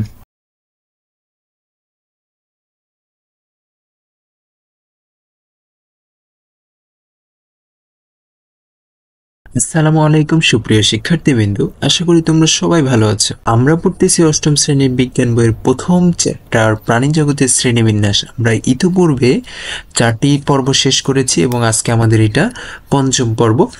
তোমরা যারা বিগত পর্বগুলো দেখো নাই, তোমরা অবশ্যই দেখবা। আমরা অনেক টেকনিকের সাথে বিগত পর্বগুলো পড়েছি এবং তোমাদের এই বিজ্ঞানের এই কঠিন পড়াগুলো যাতে সহজ হয় আমরা সেই পদ্ধতিতে পৌঁছানোর ট্রাই করেছি। তো চলো আজকের পর আমরা শুরু করি। স্বভাব ও বাসস্থান। অ্যানুলাস, অ্যানুলাস শব্দের অর্থ হচ্ছে আংটি। অ্যানেলিডার অ্যানুলাস, অ্যানুলাস শব্দের অর্থ হচ্ছে আংটি। এই শব্দটি থেকে এই পর্বের নামকরণ করা হয়েছে। পৃথিবীতে প্রায় সকল নাতিশীতোষ্ণ ও উষ্ণমণ্ডলীয় অঞ্চলে এই পর্বের প্রাণীদের দেখা যায়। নাতিশীতোষ্ণ ও উষ্ণমণ্ডলীয় অঞ্চলে এই পর্বের প্রাণীদের দেখা যায়। এদের বহু প্রজাতি স্বাদু পানীয়, কিছু প্রজাতি অগভীর সমুদ্রে বসবাস করবে। এই পর্বের বহু প্রাণী স্যাঁতসেঁতে মাটি মানে কাদা মাটিতে বসবাস করে। কিছু প্রজাতি পাথর ও মাটিতে গর্ত ঘুরে বসবাস করে। পাথর ও মাটিতে গর্ত ঘুরে বসবাস করে, বাবা! পাথরের ভিতরেও গর্ত ঘুরে। যাই হোক, সাধারণ বৈশিষ্ট্য: দেহ নলাকার, খণ্ডাকায়িত। দেহ নলাকার, খণ্ডাকায়িত। এই যে যেমন কেঁচো, এই পর্বের প্রাণী হচ্ছে কেঁচো, ঠিক আছে? কেঁচো দেহটা কি নলাকার না, নলের মতো না, চিকন, নলাকার। আবার দেখো ওদের দেহ হচ্ছে খণ্ডকায়িত। খণ্ডকায়িত বলতে কি বুঝাইছে? আংটির মতো। দেখো ওদের দেহ গোল গোল, দেখবা যে হচ্ছে আংটির মতো হয়ে থাকে, ঠিক আছে? ধরো যে হচ্ছে তুমি যদি কেটে ফেললে, দাঁড়াও, কেঁচোর একটা পিকচার ছিল, পিকচারটা আমি নিয়ে আসি। এই যে কেঁচোর পিকচার, এই যে দেখো এইখানে কিন্তু দেখো আংটির মতো, হ্যাঁ, এই যে দেখো আংটির মতো কিন্তু, হ্যাঁ, এই যে জায়গায় জায়গায় গোল গোল, ঠিক আছে? গোল গোল, এই যে গোল গোল। এই কারণে এই যে খণ্ডকায়িত, এগুলোকে তুমি ইচ্ছা করলে এক একটা করে পিস বানাইতে পারবা কেটে কেটে। কেমন যেন লাগে শুনতে। যাই হোক, আচ্ছা, নেফ্রিডিয়া নামক রেচন অঙ্গ থাকে কাদের? অ্যানেলিডদের নেফ্রিডিয়া নামক রেচন অঙ্গ থাকে। আর প্লাটিহেলমিনথিসের শিখা অঙ্গ ছিল, ঠিক আছে? প্লাটিহেলমিনথিসের শিখা অঙ্গ ছিল। আর অ্যানেলিডাদের নেফ্রিডিয়া নামক রেচন অঙ্গ থাকে। অ্যানেলিডদের নেফ্রিডিয়া নামক রেচন অঙ্গ থাকে। প্রতি খণ্ডে সিটা থাকে, কিন্তু জোকে থাকে না। সিটা চলাচলে সহায়তা করে। এখন সিটা কি? এই দেখো, এই যে একটা প্রাণীর ছবি আমি নিয়ে আসছি, দেখো এই যে একটা প্রাণীর ছবি, এই যে দেখো সাইড দিয়ে কি চিকন চিকন কেমন যেন দেখতে, পায়ের মতো, এগুলোই হচ্ছে সিটা। এই যে সাইড দিয়ে, ঠিক আছে? এগুলো হচ্ছে সিটা। তো এদের প্রতিটি খণ্ডে সিটা থাকে, জোকে থাকে না। সিটা কি করে? এই সিটাগুলোর মাধ্যমে চলাচল করে। আর উদাহরণ কি? কেঁচো যোগ। তাহলে অ্যানেলিডদের উদাহরণ কি? কেঁচো যোগ। কেঁচো যোগ এগুলো কোন পর্বের প্রাণী? অ্যানেলিডা পর্বের প্রাণী। ওকে, কেঁচো যোগ অ্যানেলিডা পর্বের প্রাণী, এটা কিন্তু খুবই গুরুত্বপূর্ণ যে উদাহরণ। কেঁচো যোগ কোন পর্বের প্রাণী, ঠিক আছে? কেঁচো যোগ কোন পর্বের প্রাণী? কেঁচো যোগ কোন পর্বের প্রাণী? অ্যানেলিডা পর্বের প্রাণী। আচ্ছা, আর্থ্রোপোডা। আর্থ্রোপোডার অর্থ হচ্ছে সন্ধি, সন্ধি, সন্ধি বা সংযোগ, ঠিক আছে? সন্ধি। অর্থ হচ্ছে সন্ধ, আর পোডাস অর্থ হচ্ছে পা। পোডস অর্থ কি? পা। পোডস অর্থ পা। অর্থ সন্ধি, পোডস অর্থ পা। আচ্ছা, এই শব্দ দুটি থেকে এই পর্বের নামকরণ করা হচ্ছে। এই পর্বটি প্রাণী জগতের সবচেয়ে বৃহত্তম পর্ব, প্রাণী জগতের সবচেয়ে বৃহত্তম পর্বের নাম কি? এটা কিন্তু আসবে, এটা খুবই গুরুত্বপূর্ণ। এই পর্বটি প্রাণী জগতের সবচেয়ে বৃহত্তম পর্ব। সবচেয়ে বৃহত্তম পর্বের নাম কি? আর্থ্রোপোডা। এটা হাড়া মুখস্থ, ঠিক আছে? আর্থ্রোপোডা হচ্ছে সবচেয়ে বৃহত্তম পর্বের নাম কি? তারপরে দ্বিতীয় বৃহত্তম মানে এর সাথে একটু ছোট, ওইটার নাম হচ্ছে মলাস্কা। ওইটা আসতেছি আমরা একটু পরে। আচ্ছা, এরা পৃথিবীর প্রায় সর্বত্র সকল পরিবেশে বাস করতে সক্ষম। এই আর্থ্রোপোডরা পৃথিবীর সকল পরিবেশে বাস করতে সক্ষম। এদের বহু প্রজাতি অন্তঃপরজীবী, বহিঃপরজীবী হিসেবে বাস করে। বহু প্রাণী স্থলে, স্বাদু পানিতে, সমুদ্রে বাস করে। এই পর্বের অনেক প্রজাতির প্রাণীর ডানার সাহায্যে উঠতে পারে। আচ্ছা, সাধারণ বৈশিষ্ট্য: দেহ, মস্তক, বক্ষ, উদর এই তিনটি অঞ্চলে বিভক্ত ও সন্ধিযুক্ত উপাঙ্গ বিদ্যমান। আচ্ছা, এখন এই পর্বের উদাহরণ যদি দেখি, যে আমরা বলি তেলাপোকা, অনেকে বলে হচ্ছে তেল ছাটা, হ্যাঁ, অনেকে বলে হচ্ছে তেল্লা সোরা না কি যেন বলে। যাই হোক, এটার সভ্য ভাষা হচ্ছে আরশোলা, ঠিক আছে? বইয়ের ভাষা কি? আরশোলা। এই আরশোলা হচ্ছে এই পর্বের প্রজাতি।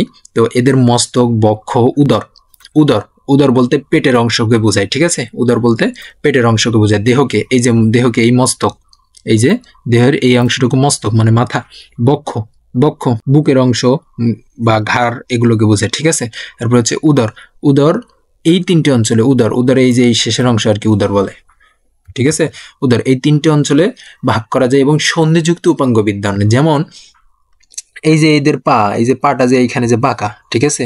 এই বাঁকা অঞ্চলে কিন্তু একটা সন্ধি আছে। এই যে এই জায়গাটা যে বাঁকা, ঠিক আছে? এই বাঁকা জায়গাটাতে, এই যে এই জায়গাটাতে যে বাঁকা না, এই বাঁকা জায়গাটাতে সন্ধি আছে, যার কারণে বলছে হচ্ছে সন্ধিযুক্ত। তাহলে দেখো প্রত্যেকটা পায়ে অনেক সন্ধি আছে, ঠিক আছে? সন্ধিযুক্ত উপাঙ্গ বিদ্যমান আছে। মাথায় একজোড়া পুঞ্জাক্ষী বা অ্যান্টেনা থাকে। মাথায় একজোড়া পুঞ্জাক্ষী বা অ্যান্টেনা থাকে। এই পুঞ্জাক্ষীর মাধ্যমে কিন্তু ওরা দেখে। পুঞ্জাক্ষী, ওদের চোখটা হয়েছে গঠন হয়েছে হচ্ছে অনেকগুলো পুঞ্জাক্ষী একত্রিত হয়ে ওদের চোখটা গঠন হয়। আর অ্যান্টেনা কি? এই যে লম্বা যে শুং, এই শুংগুলোকে বলা হয় হচ্ছে অ্যান্টেনা। তাহলে সুন্দর একটা জিনিস জানলা, মাথায় একজোড়া পুঞ্জাক্ষী ও অ্যান্টেনা থাকে। মাথায় একজোড়া পুঞ্জাক্ষী ও অ্যান্টেনা থাকে। নরম দেহ কাইটিন সমৃদ্ধ শক্ত আবরণে আবৃত। এখন ওই যে আমরা পড়ছিলাম ইয়াতে যে হচ্ছে কিউটিকল আবরণে আবৃত। কোন পর্বের ক্ষেত্রে পড়ছিলাম? কিউটিকল আবরণে আবৃত। কিউটিকল আবরণে আবৃত কোন পর্বের ক্ষেত্রে পড়ছিলাম? আমরা পড়ছিলাম হচ্ছে প্লাটিহেলমিনথিস পর্বের ক্ষেত্রে। দেহ পুরো কিউটিকলে আবৃত, দেহ পুরো কিউটিকলে আবৃত। তো ওই কিউটিকল আর কিউটিন মোটামুটি এক জিনিস। কিউটিকল আর কিউটিন মোটামুটি একই কাজ করে, একই সিস্টেম, যে হচ্ছে এরা দেহের উপর প্রাচীর, শক্ত প্রাচীর হয়ে থাকে। কিন্তু এরা দুইটা হচ্ছে গঠিত হয় হচ্ছে আলাদা আলাদা জিনিস দিয়ে, ঠিক আছে? আলাদা আলাদা জিনিস দিয়ে এরা গঠিত, যার কারণে এদের নাম দুইটা ভিন্ন হয়েছে, একটা কাইটিন আর একটা কিউটিকল। তাহলে কিউটিকল ছিল কাদের? প্লাটিহেলমিনথিসদের। আর কাইটিন আছে কাদের? কাইটিন আছে আর্থ্রোপোডদের, শক্তাবনী। এখন মেলপিজিয়ন নালিকা নামক রেচনাঙ্গ বিদ্যমান। এইটা যে কি পরিমাণে গুরুত্বপূর্ণ, যে কোন পর্বের প্রাণীদের রেচনাঙ্গ মেলপিজিয়ন নালিকা, কোন পর্বের প্রাণীদের? আর্থ্রোপোডদের, ঠিক আছে? আবার আমরা পড়ছিলাম কি, যে নিফ্রিডিয়া নামক রেচনাঙ্গ থাকে অ্যানেলিডদের, আর শিখাঙ্গ থাকে কাদের? প্লাটিহেলমিনথিসের। শিখাঙ্গ থাকে কাদের? প্লাটিহেলমিনথিসের। আচ্ছা, দেহে রক্তপূর্ণ গহ্বর হিমোসিল নামে পরিচিত। দেহের রক্তপূর্ণ গহ্বর হিমোসিল নামে পরিচিত। দেহের ভিতরে যে গহ্বরগুলো আছে, এই গহ্বরের ভিতরে যদি রক্ত থাকে, এই রক্তপূর্ণ গহ্বরগুলোকে বা গর্তগুলোকে হিমোসিল বলে, ঠিক আছে? উদাহরণ: প্রজাপতি, চিংড়ি, আরশোলা, কাঁকড়া। এই যে চিংড়ি কিন্তু এই পর্বের প্রাণী, এটা কিন্তু মাথায় রাখা লাগবে। চিংড়ি, এই উদাহরণগুলো খুবই গুরুত্বপূর্ণ। এমসিকিউতে এই সকল উদাহরণ থেকে আসবে, ঠিক আছে? তোমরা কি করবা? সব পর্বের উদাহরণগুলা একসাথে একটা খাতাতে লিখবা, শুধুমাত্র উদাহরণগুলো একসাথে একটা পেজটাতে লিখবা। লেখে এটা পড়ার টেবিলে টাঙ্গায় রাখবা, চোখের সামনে যেটা থাকে, চোখের সামনে যেন থাকে, ঠিক আছে? এইভাবে টাঙ্গায় রাখলে দেখবা যে অটো, তোমাদের পড়া লাগবে না। জাস্ট পড়তে পড়তে একটু তাকাইলা, চোখের সামনে পড়লো, এভাবে আস্তে আস্তে মুখস্থ হয়ে যাবে, ঠিক আছে? এগুলো প্রথম একটু কষ্ট হবে ভাইয়া, যেহেতু এগুলো হচ্ছে সায়েন্স ভিত্তিক পড়াশোনা, বিজ্ঞানের পড়াশোনা, তাই আর কি হালকা একটু কঠিন মনে হবে, তবে টেকনিক করে পড়লে কিন্তু অনেক ইজি। এরপরের পর্ব হচ্ছে মলাস্কা, 7 নম্বর পর্ব মলাস্কা। মলাস্কাস শব্দ থেকে এই পর্বের নামকরণ করা হয়েছে, যার অর্থ হলো নরম। আচ্ছা, নরম কেন হয়েছে? কারণ এই পর্বের প্রাণীরা হচ্ছে শামুক। এখন শামুকের দেহ কি নরম না? কেমন মাংসল টাইপের শামুকের দেহ, যার কারণে এর অর্থ হয়েছে হচ্ছে নরম। এটি প্রাণী জগতের দ্বিতীয় বৃহত্তম পর্ব, সবচেয়ে গুরুত্বপূর্ণ দ্বিতীয় বৃহত্তম পর্ব। প্রথমটা কি ছিল? আর্থ্রোপোডা, দ্বিতীয়টা হচ্ছে মলাস্কা। ওকে, এই পর্বের প্রাণীদের গঠন, বাসস্থান, স্বভাব বৈচিত্র্যপূর্ণ। এরা পৃথিবীর প্রায় সকল পরিবেশে বাস করে। এরা প্রায় সবাই সামুদ্রিক, সাগরের বিভিন্ন স্তরে বসবাস করে। কিছু কিছু প্রজাতি পাহাড়ি অঞ্চলে, বনাঞ্চলে, এগুলো গুরুত্বপূর্ণ না। এইখানে সাধারণ বৈশিষ্ট্য আরো গুরুত্বপূর্ণ। দেহ নরম, নরম অংশটি সাধারণত শক্ত খোলসে আবৃত থাকে। এই যে শক্ত খোলসে আবৃত না, এটা কি একটা শক্ত খোলস না? শামুকের কি শক্ত খোলস না? এটা এই শক্ত খোলসে আবৃত থাকে। আচ্ছা, পেশিবহুল পা দিয়ে চলাচল করে। এদের যে পা আছে কি কোনো পেশিবহুল, মানে কি মাংসল পা, ঠিক আছে? এই মাংসর ভিতরে ওদের হালকা হালকা ছোট ছোট দাগ আছে, এই দাগের মাধ্যমে ওরা চলাচল করতে পারে, যার কারণে বলা হয়েছে পেশিবহুল পা দিয়ে এরা চলাচল করে। ফুসফুস বা ফুলকার সাহায্যে শ্বসন কার্য, মানে নিঃশ্বাস প্রশ্বাস নেয় আর কি, এই ফুসফুস বা ফুলকার সাহায্যে শ্বসন কার্য চালায়। উদাহরণ কি? শামুক ঝিনুক। এই শামুক ঝিনুক একদম ঠাসা মুখস্থ, অনেক গুরুত্বপূর্ণ কিন্তু এটা, ঠিক আছে? আচ্ছা, পর্ব 8, একাইনোডার্মাটা, স্বভাব ও বাসস্থান। একাইনোস শব্দের অর্থ হচ্ছে কাটা, ডার্মাটা শব্দের অর্থ ত্বক। একাইনোস অর্থ হচ্ছে কাটা, ডার্মা অর্থ হচ্ছে ত্বক। এই একাইনোস আর ডার্মা মিলে একাইনোডার্মাটা, যার অর্থ হচ্ছে কাটা ত্বকযুক্ত প্রাণী, ঠিক আছে? এই শব্দ দুটি মিলে পর্বের নামকরণ করা হয়েছে। এই পর্বের সকল প্রাণী সামুদ্রিক, পৃথিবীর সকল মহাসাগরে এবং সকল গভীরতায় এদের বসবাস করতে দেখা যায়। এদের স্থলে বা মিঠা পানিতে পাওয়া যায় না। এদের স্থলে আমাদের যেমন পুকুর, খাল, বিল আছে, এইসব জায়গায় কিন্তু এদেরকে পাবা না। এরা অধিকাংশই মুক্তজীবী। আচ্ছা, তাহলে এখান থেকে জানার বিষয়টা কি, যে হচ্ছে কাটা ত্বকযুক্ত, এদের দেহ কাটা ত্বকযুক্ত। যেমন এই যে তারা মাছ, এই তারা মাছটা এই একানোডার্মাটা পর্বের অন্তর্গত। এদের দেহে এই যে ফোটা ফোটা ফোটা ফোটা দিয়ে রাখছে না, এগুলো কিন্তু কাটা, ঠিক আছে? কাটা ত্বকযুক্ত। আচ্ছা, এদের দেহ ত্বক কাটা ত্বকযুক্ত। দেহ 5টি সমান ভাগে বিভক্ত। দেখো এই যে একটা ভাগ, এই যে একটা ভাগ, এই যে একটা ভাগ, 1 2 3 4 5, 5টা সমান ভাগে বিভক্ত না, যার কারণে বলা হয়েছে দেহ 5টি সমান ভাগে বিভক্ত, অর্থাৎ পঞ্চ অরীয় প্রতিসম। এখন অরীয় প্রতিসম কি, এটা তোমরা উপর ক্লাসে গেলে জানতে পারবা। এখন শুধুমাত্র মনে রাখবা পঞ্চ অরীয় প্রতিসম দেহ। পানি সংবহন থাকে, পানির সংবহন তন্ত্র থাকে, এটা কিন্তু গুরুত্বপূর্ণ, এবং নালীপথের সাহায্যে চলাচল করে। পূর্ণাঙ্গ প্রাণীতে অঙ্কীয় ও পৃষ্ঠদেশ নির্ণয় করা যায়, কিন্তু মাথা চিহ্নিত করা যায় না। পূর্ণাঙ্গ প্রাণী যখন এই পুরো প্রাণীটা থাকে, এই পুরো প্রাণীর অঙ্কীয় দেশ মানে বুক, পিঠ, এগুলো তুমি নির্ণয় করতে পারবা। এগুলোর বুক কোন দিকে, পিঠ কোন দিকে, এগুলো তুমি নির্ণয় করতে পারবা, কিন্তু মাথা কোথায় আছে তুমি খুঁজে পাবো না। এমন একটা প্রাণী এটা, যে মাথা কোথায় আছে তুমি খুঁজে পাবো না, ঠিক আছে? উদাহরণ কি? তারা মাছ, সমুদ্র শসা বা সমুদ্র ফুল বলা হয় আর কি, বা এক ধরনের মাছ আছে সমুদ্রে, এগুলোকে বলা হচ্ছে সমুদ্র শসা। তাহলে একানোডার্মাটার গুরুত্বপূর্ণ বিষয় হয়েছে এই সাধারণ বৈশিষ্ট্য আর উদাহরণগুলো, ঠিক আছে? এখন লাস্ট ওয়ান, আমরা যে পর্বের অন্তর্গত মেরুদণ্ডী প্রাণী। আমরা কি মেরুদণ্ডী প্রাণী? করডাটা পর্বের অন্তর্গত। স্বভাব, বাসস্থান। করডাটা শব্দটি এসেছে হচ্ছে করডা শব্দ থেকে, যার অর্থ রজ্জু বা নালী। আচ্ছা, এরা পৃথিবীর সকল পরিবেশে বাস করে। এদের বহু প্রজাতি ডাঙ্গায় বসবাস করে। জলচর করডাটাদের মধ্যে বহু প্রজাতি স্বাদু পানিতে, আবার সমুদ্রে বসবাস করে। বহু প্রজাতি বৃক্ষবাসী, মরুবাসী, মেরুবাসী, গুহাবাসী ও খেচর।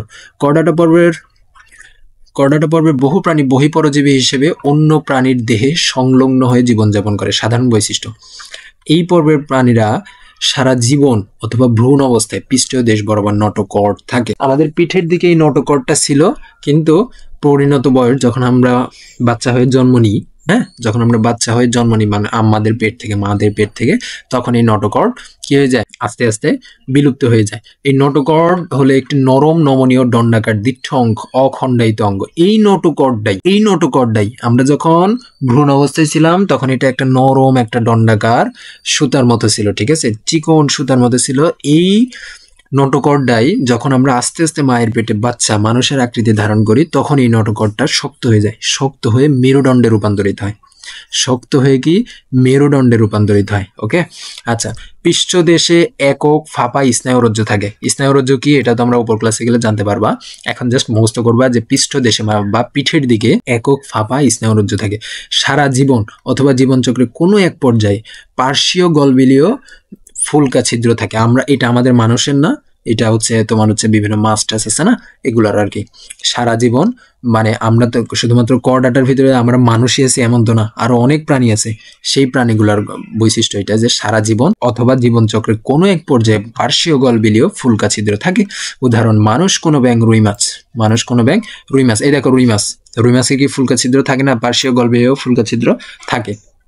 এটা তার মানে রুই মাছের বৈশিষ্ট্যের কথা বলছে, তার মানে করডাটার সাধারণ বৈশিষ্ট্যগুলো অনেক গুরুত্বপূর্ণ। এর মাধ্যমে আমাদের পর্বগুলো শেষ হলো। এবার আমরা শুরু করব উপপর্বগুলো। তাহলে চলো উপপর্বগুলো শুরু করি। উপপর্বগুলো কি ছিল? যে করডাটা, এই যে করডাটা একমাত্র মেরুদণ্ডী পর্ব, মেরুদণ্ডীদের পর্ব হচ্ছে করডাটা। সেই করডাটার করডাটা পর্বকে তিনটা উপপর্বে ভাগ করা হয়। করডাটা পর্বকে তিনটা উপপর্বে ভাগ করা হয়েছে। এরপর এই তিনটা উপপর্ব সর্বশেষ উপপর্ব কি? ভাটিব্রাটা।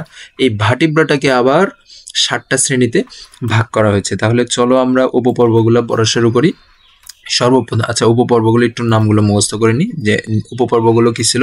নামগুলো হচ্ছে Urochordata, Urochordata, Cephalochordata, ভাটিব্রাটা, Urochordata, Cephalochordata, ভাটিব্রাটা, Urochordata, Cephalochordata, ভাটিব্রাটা। ঠিক আছে। আচ্ছা, এখন করডাটা। আচ্ছা, করডাটা পর্বকে তিনটি উপপর্বে ভাগ করা যায়, যথা ইউরোকর্ডাটা, সেফালোকর্ডাটা, নিচে আছে ভাটিব্রাটা আছে। ইউরোকর্ডাটা সাধারণ বৈশিষ্ট্য: প্রাথমিক অবস্থায় ফুলকারন্ধ, প্রাথমিক অবস্থায় বা প্রথম অবস্থায়, এই প্রাণীগুলোর প্রাথমিক অবস্থায় যখন জন্মগ্রহণ করে তার কিছুক্ষণ পরে আর কি, প্রাথমিক অবস্থায় ফুলকারন্ধ। আর পৃষ্ঠীয় ফাঁপা স্নায়ুরজ্জু থাকে, পৃষ্ঠীয় মানে পিঠের দিকে।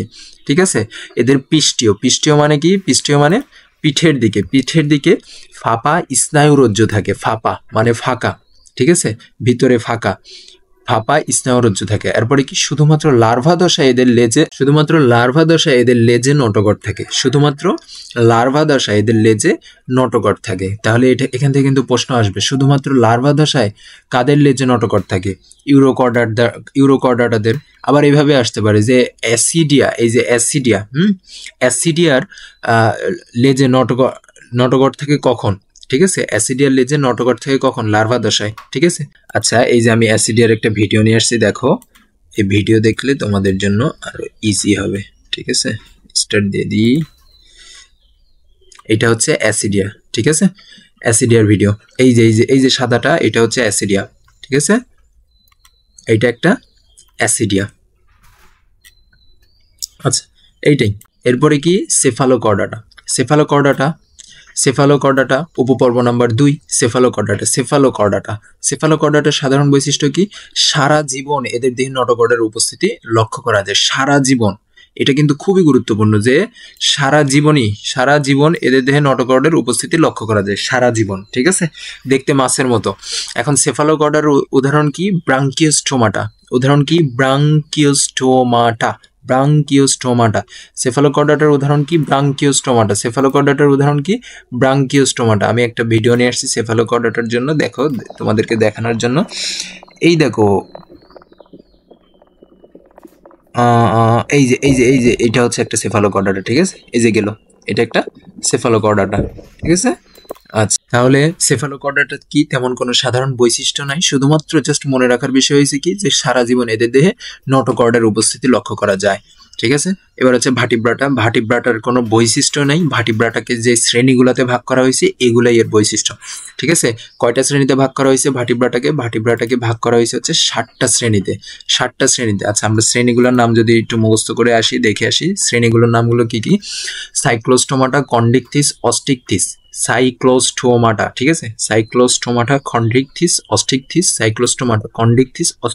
এই তিনটা নাম একসাথে পড়বা। কি কি? Cyclostomata, Chondrichthyes, অস্টিকথিস। এরপরে কি কি পড়বা? উভচর সরীসৃপ। এরপরে পড়বা পক্ষীকুল স্তন্যপায়ী। দুইটা, প্রথম তিনটা একসাথে পড়বা, সাইক্লোস্টোমাটা, কন্ডিকথিস, অস্টিকথিস। পরের দুইটা একসাথে পড়বা, উভচর সরীসৃপ। পরেরটা কি? পক্ষীকুল স্তন্যপায়ী। আচ্ছা, এখন আমরা যদি আবার এখানে চলে আসি, আচ্ছা, এই যে সাইক্লোস্টোমাটা, শ্রেণী নাম্বার 1, সাইক্লোস্টোমাটা। আচ্ছা, ভাটিব্রাটা কি? এই উপপর্বের প্রাণীরা মেরুদণ্ডী হিসেবে পরিচিত। ভাটিব্রাটা উপপর্বের প্রাণীরা মেরুদণ্ডী প্রাণী হিসেবে পরিচিত। গঠন ও বৈশিষ্ট্যের ভিত্তিতে মেরুদণ্ডী প্রাণীদের 7 শ্রেণীতে ভাগ করা হয়। আচ্ছা, শ্রেণী নাম্বার 1, সাইক্লোস্টোমাটার সাধারণ বৈশিষ্ট্য। এই বৈশিষ্ট্যগুলো কিন্তু লাগবে। ঠিক আছে, সাইক্লোস্টোমাটার সাধারণ বৈশিষ্ট্য: লম্বাটে দেহ। এই দেখো, এর দেহটা কেমন লম্বা না? লম্বাটে দেহ। আচ্ছা, মুখ ছিদ্র গোলাকার, চোয়ালবিহীন, মানে এদের মুখ ছিদ্রটা গোলাকার কিন্তু চোয়াল নাই। চোয়াল বলতে গালটা আমাদের মানুষের যেরকম গাল আছে ওদের গালটা নাই। ঠিক আছে, চোয়ালবিহীন, মুখ ছিদ্র গোলাকার, চোয়ালবিহীন। এদের দেহে আইস বা যুগ্ম পাখা অনুপস্থিত। আঁশ বলতে কি, মাছের যেরকম আঁশ আছে না, আমাদের বাসায় মাছ কিনে আনলে কি করে, প্রথমে আঁশগুলো ছুটায় ফেলে, তো ওদের দেহে কোনো আঁশ নাই। আবার যুগ্ম পাখা, যুগ্ম পাখা মানে হচ্ছে যে পাখনা, এই যে সাইড দিয়ে মাছের কিন্তু এই দুই সাইড দিয়ে পাখনা থাকে, ঠিক আছে, এই পাখনা মানে দুইটা করে পাখনা নাই ওদের, এই সাইড দিয়ে যে মাছে কিন্তু পাখনা থাকে, এইখানে থাকে এক জোড়া, আবার এই পিছনে থাকে এক জোড়া, ঠিক আছে। এটা আমাদের বাসায় মাছ কিনে নিয়ে আসলে আমরা কিন্তু দেখতে পাই। যুগ্ম পাখা অনুপস্থিত, সাইক্লোস্টোমাটার যুগ্ম পাখা অনুপস্থিত, দেহে আঁশ নাই। এরপরে কি, ফুলকা ছিদ্রের সাহায্যে শ্বাস নেয়, এদের যে ফুলকার ছিদ্র আছে, শ্বাসগুলো নেয় কিসের সাহায্যে, ফুলকা ছিদ্রের সাহায্যে, শ্বাস নেয় কিসের সাহায্যে, ফুলকা ছিদ্রের সাহায্যে। উদাহরণ কি, পেট্রোমাইজন, পেট্রোমাইজন, উদাহরণ কি, পেট্রোমাইজন, উদাহরণ কিন্তু মুখস্থ রাখবা, উদাহরণ পেট্রোমাইজন। এরপরে কি, শ্রেণী 2 কন্ডিকথিস, এই পর্বের প্রাণীরা কি সমুদ্রে বসবাস করে, কন্ডিকথিস পর্বের প্রাণীরা সমুদ্রে বসবাস করে। তারপরে কি, কঙ্কাল, কঙ্কাল তরুণাস্থিময়, আমরা এদের কঙ্কাল হচ্ছে তরুণাস্থিময়, ঠিক আছে। কন্ডিকথিস পর্বের প্রাণীগুলোর কঙ্কাল কি, তরুণাস্থিময়। এটা কিন্তু খুবই গুরুত্বপূর্ণ যে তরুণাস্থিময় মাছ কোন পর্বে বা তরুণাস্থিময় মাছ কোন শ্রেণীর অন্তর্ভুক্ত, তাহলে কি হবে, কন্ডিকথিস। এই কন্ডিকথিসের যে কন্ড্রিক না, কন্ড্রিক অর্থই কিন্তু তরুণাস্থি, কন্ডিকথিসের কন্ড্রিক অর্থই তরুণাস্থি, কন্ড্রিক অর্থ তরুণাস্থি। তরুণাস্থিময় কঙ্কাল কোন শ্রেণীর অন্তর্গত, কন্ডিকথিস। আচ্ছা, মুখ ছিদ্র দেহের অঙ্কীয় দেশে অবস্থিত, অঙ্কীয় দেশ বলতে কি, অঙ্কীয় দেশ বলতে হচ্ছে বুকের দিকের অঞ্চলটা, হ্যাঁ, মুখ ছিদ্র দেহের অঙ্কীয় দেশ বা নিচের দিকে। এই যে মাছ, এই যে একটা মাছ, এই মাছের এই নিচের অংশটা কিন্তু অঙ্কীয় দেশ, ঠিক আছে, অঙ্কীয় দেশ। ওর মুখটা এই যে এইখানে, ঠিক আছে, ওর মুখটা এইখানে, যার কারণে বলছে যে হচ্ছে অঙ্কীয় দেশ। এদের এদের মুখ ছিদ্র দেহের অঙ্কীয় দেশে অবস্থিত, কন্ডিকথিস পর্বের প্রাণীদের, হ্যাঁ। আচ্ছা, এদের দুই পাশে 5 থেকে 7 জোড়া করে ফুলকা ছিদ্র রয়েছে, ফুলকা ছিদ্র রয়েছে, এটা মুখস্থ করা লাগবে, কয় জোড়া, 5 থেকে 7 জোড়া করে ফুলকা ছিদ্র রয়েছে। কানকো থাকে না, কানকো থাকে না, কানকো থাকে না। লেজের দুটি অংশ ভিন্ন আকৃতির, লেজের দুটি অংশ ভিন্ন আকৃতির, যার কারণে বলা হয় হেটারোসার্কাল। এইটা খুবই গুরুত্বপূর্ণ যে লেজের দুটি অংশ ভিন্ন আকৃতির, অর্থাৎ হেটারোসার্কাল। এখন লেজের দুটি অংশ ভিন্ন আকৃতির বলতে কি, এই যে দেখো, লেজের দুটি অংশ ভিন্ন আকৃতি বলতে কি, এই যে দেখো একটা ছবি আছে এখানে, এই দেখো এখানে অনেকগুলো মাছের লেজ দেওয়া আছে, এই দেখো মাছের লেজগুলোর এই মাথাটা আর এই মাথাটা সমান না, হ্যাঁ, এই যে এই মাথাটা আর এই মাথাটা, এই দুইটা মাথা সমান না, যার কারণে হেটারো, হেটারো মানে অসমান বা ভিন্ন, হেটারো মানে কি, হেটারো মানে ভিন্ন বা অসমান, এই মাথা আর এই মাথা সমান না, বলছে লেজের দুটি অংশ ভিন্ন আকৃতির, এই যে এই একটা অংশ, এই একটা অংশ, এই একটা অংশ, এই একটা অংশ, এই দুটো অংশ কি ভিন্ন আকৃতির মানে সমান না, ঠিক আছে, এই কারণে বলা হয় হেটারোসার্কাল। এটা কিন্তু খুবই গুরুত্বপূর্ণ যে লেজের দুটি অংশ ভিন্ন আকৃতির, অর্থাৎ হেটারোসার্কাল। তোমাদের প্রশ্ন আসবে যে হেটারোসার্কাল লেজ পাওয়া যায় কোন পর্বের প্রাণীদের মাঝে, মানে কোন পর্বের প্রাণীদের হেটারোসার্কাল লেজ পাওয়া যায়, কোন পর্বের কোন শ্রেণীর প্রাণীদের হেটারোসার্কাল লেজ পাওয়া যায়, কোন শ্রেণীর প্রাণীদের, কন্ডিকথিস, কন্ডিকথিস। উদাহরণ কি, উদাহরণ হচ্ছে হাঙ্গর, করাত মাছ, হাতুড়ি, হাঙ্গর, করাত মাছ, হাতুড়ি মাছ, হাঙ্গর, করাত মাছ, হাতুড়ি মাছ, হাঙ্গর, করাত মাছ, হাতুড়ি মাছ, ঠিক আছে। তাহলে আমরা প্রথম থেকে যদি আবার একটুখানি রিক্যাপ করি, যা যা পড়লাম, প্রথমে পড়ছি ইউরোকর্ডাটা, ইউরোকর্ডাটার প্রাথমিক অবস্থায় ফুলকারান্দ, পৃষ্ঠীয় ফাঁপা স্নায়ুরজ্জ থেকে শুধুমাত্র লার্ভা দশায় এদের লেজে নটোকর্ড পাওয়া যায়। এখান থেকে মনে রাখার মতো কি, এখান থেকে মনে রাখার মতো লার্ভা দশায় নটোকর্ড পাওয়া যায়। কোন দশায়, শুধুমাত্র লার্ভা দশায়, মানে বাচ্চা দশায়, যখন কিছুই হয় নাই, দেহের জাস্ট একটুখানি অংশ তৈরি হয়েছে, ওইটা হচ্ছে লার্ভা দশা। আচ্ছা, ইউরোকর্ডার উদাহরণ কি, অ্যাসিডিয়া। সেফালোকর্ডাটার উদাহরণ কি, ব্রাঙ্কিওস্টোমাটা। তবে কি এখানে কি ওদের ইউরোকর্ডাটা শুধুমাত্র লার্ভা দশায় নটোকর্ড থাকে, আর সেফালোকর্ডাটা সারা জীবন নটোকর্ডের উপস্থিতি লক্ষ্য করা যায়। এরপরে কি, ভার্টিব্রাটা, ভার্টিব্রাটা কি 7টা শ্রেণীতে ভাগ করা হয়, সাইক্লোস্টোমাটা, কন্ডিকথিস, এরপরটা কি সাইক্লোস্টোমাটা, কন্ডিকথিস, অস্টিকথিস, উভচর, সরীসৃপ, পক্ষিকুল, স্তন্যপায়ী, ঠিক আছে, পক্ষিকুল, স্তন্যপায়ী।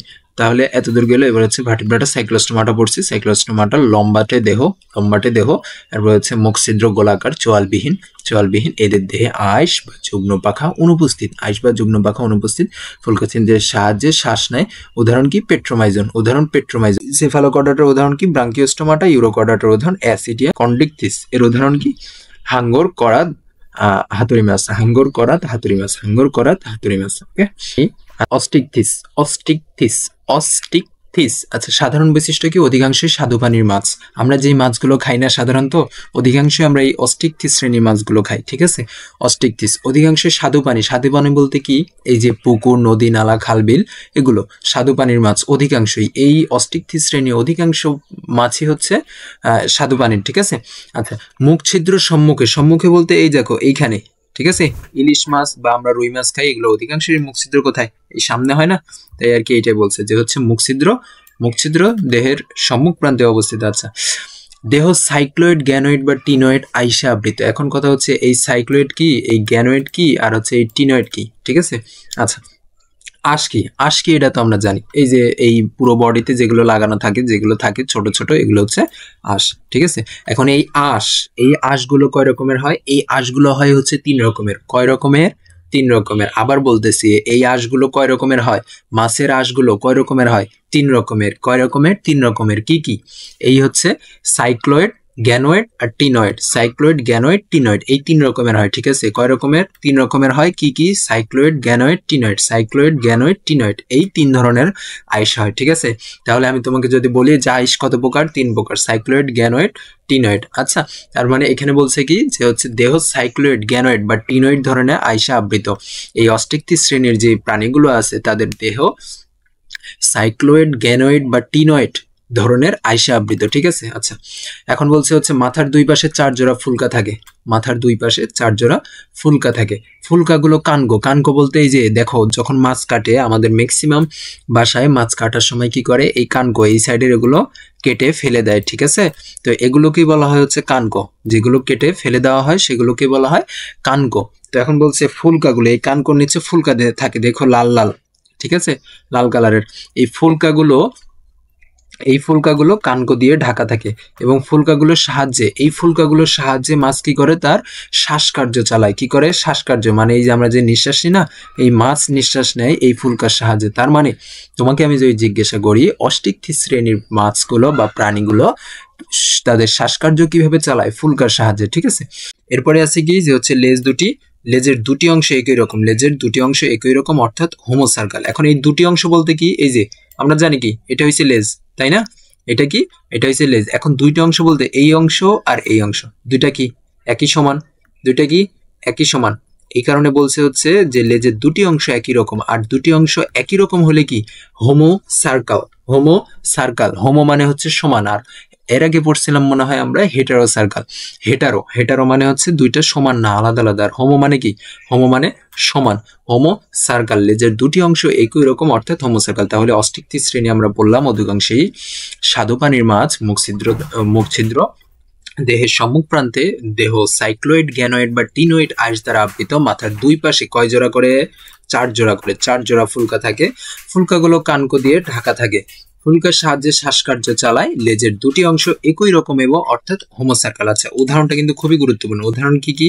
উদাহরণ দেওয়া আছে হচ্ছে ইলিশ মাছ ও সি হর্স। ইলিশ মাছ ও সি হর্স।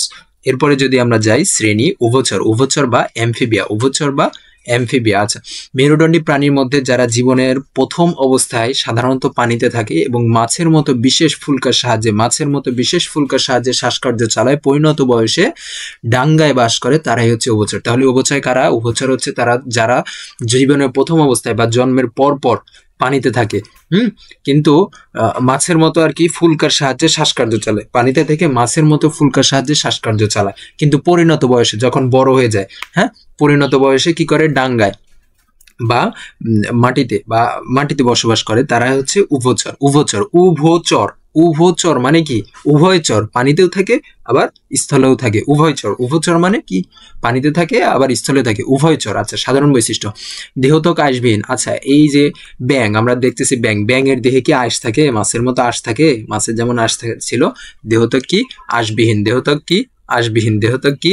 আঁশবিহীন। ওকে, তারপর হচ্ছে ত্বক নরম, পাতলা, ভেজা, গ্রন্থিযুক্ত।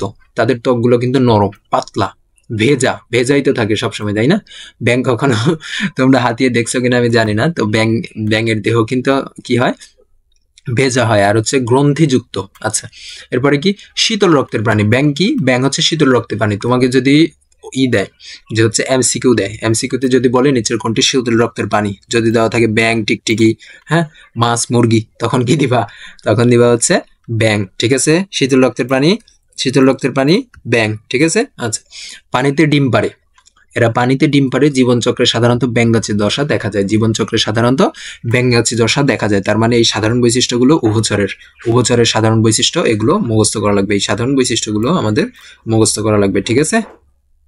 আচ্ছা, উদাহরণ কি? উদাহরণ হচ্ছে সোনা ব্যাং, কোনো ব্যাং। উদাহরণ কি? উদাহরণ হচ্ছে সোনা ব্যাং, কোনো ব্যাং। উদাহরণ কি? উদাহরণ কিন্তু খুবই ইম্পর্টেন্ট, প্রত্যেকটা শ্রেণী, পর্ব, উপপর্ব সবগুলোর উদাহরণগুলো খুবই গুরুত্বপূর্ণ। আচ্ছা, এরপরে আসতেছে হচ্ছে 5 শ্রেণী 5 সরীসৃপ। সরীসৃপের ইংলিশ নাম কি? ইংলিশ নাম হচ্ছে রেপটিলিয়া। সরীসৃপের ইংলিশ নাম কি? ইংলিশ নাম হচ্ছে রেপটিলিয়া। ঠিক আছে।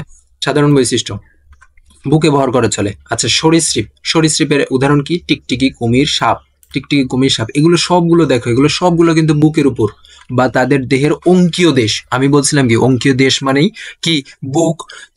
তা এই পর্বের সবাই দেখো অঙ্কীয় দেশ বা বুকের উপরে ভর করে চলে। ঠিক আছে।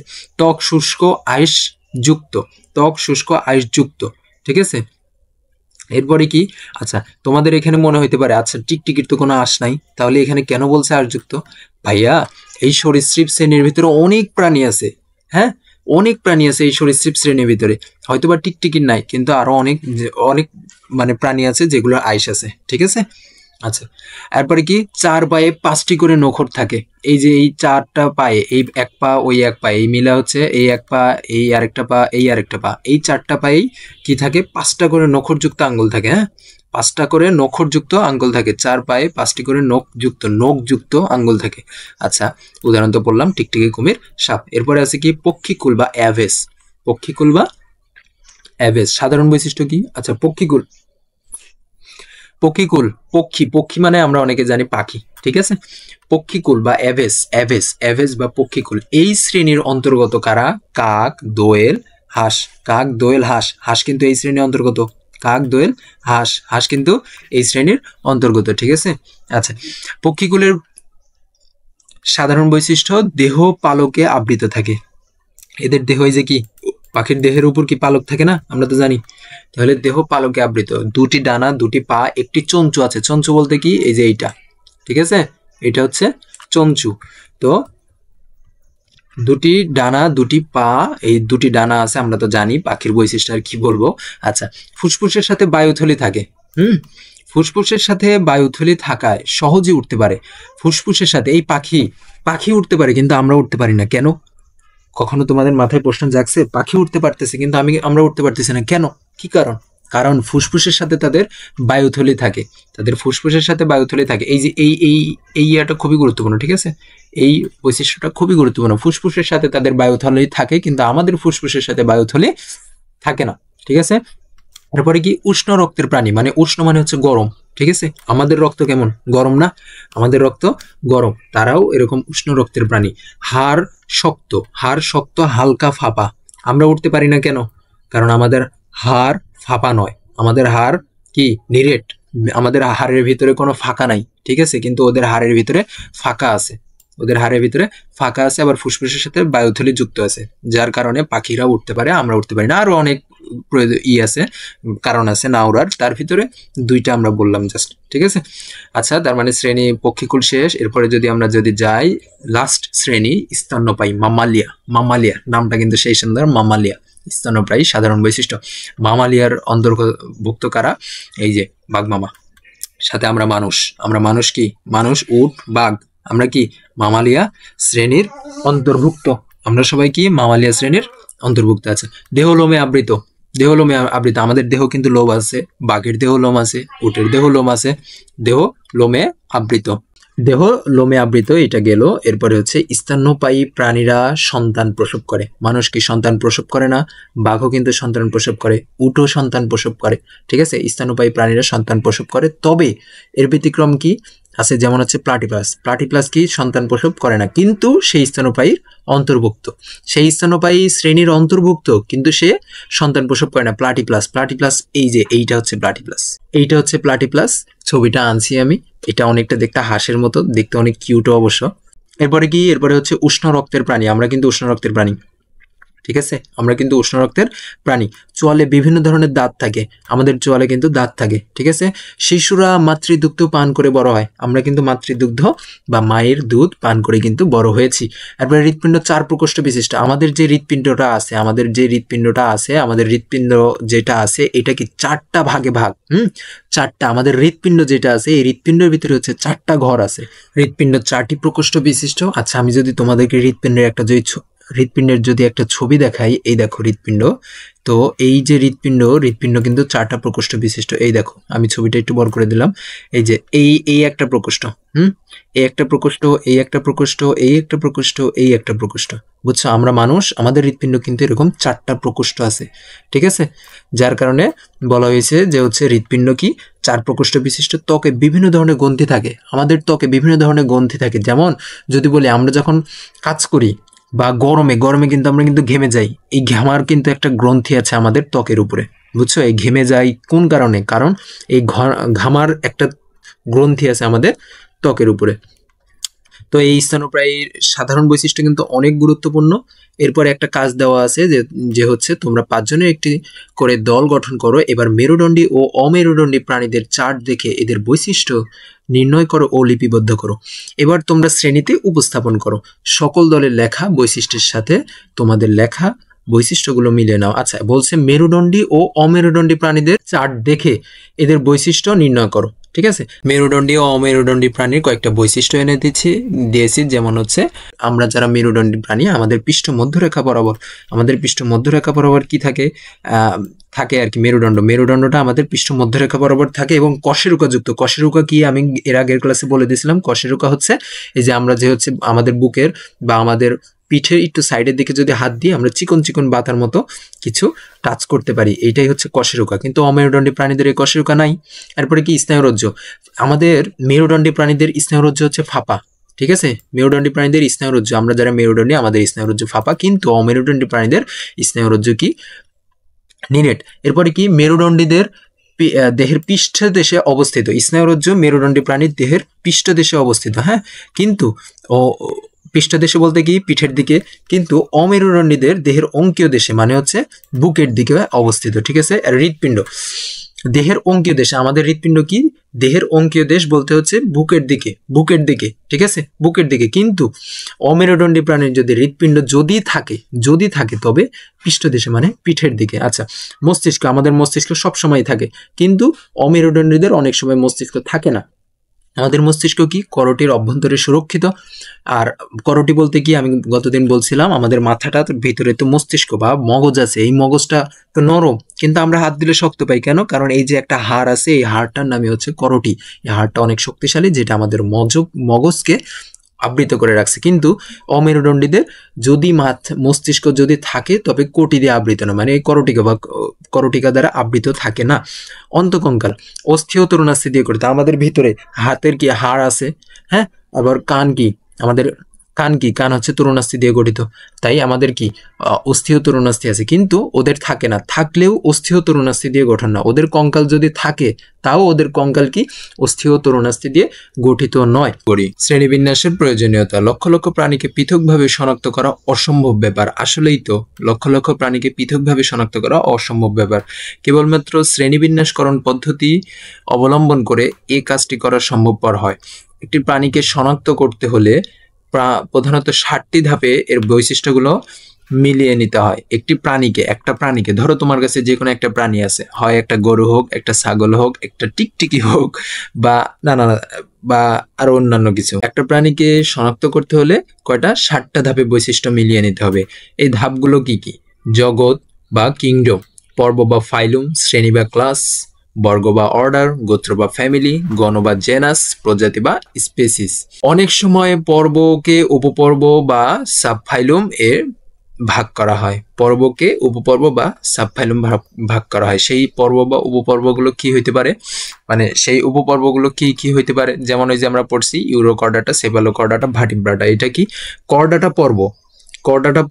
এই কর্ডাটা পর্বকে 3টা ভাগে ভাগ করছে কি ইউরোকর্ডাটা, সেফালোকর্ডাটা, ভার্টিব্রাটা। এগুলো কি ছিল? এই 3টা ভাগ ছিল কি উপপর্ব ছিল। এই যে উপপর্ব ছিল। তার মানে কি এখানে আমরা পড়লাম যে হচ্ছে অনেক সময় অনেক সময় পর্বকে উপপর্ব বা সাব ফাইলুমে ভাগ করা হয়। আচ্ছা, এখন এই জিনিসটা বুঝতে হইলে আমি যে তোমাদেরকে পড়াইছিলাম, তোমাদের কি মনে আছে কিনা, যে হচ্ছে প্রথম লেকচারে পড়াইছিলাম যে তোমাকে যদি আমি জিজ্ঞাসা করি তোমার বাসা কোথায়, তুমি যদি বলো বাংলাদেশে, তাহলে আমি তো চিনতে পারবো না, বা বাংলাদেশে 18 কোটি মানুষ আছে, এর মধ্যে আমি তোমার বাসা কেমনে খুঁজে পাবো, তোমাকে কেমনে খুঁজে পাবো।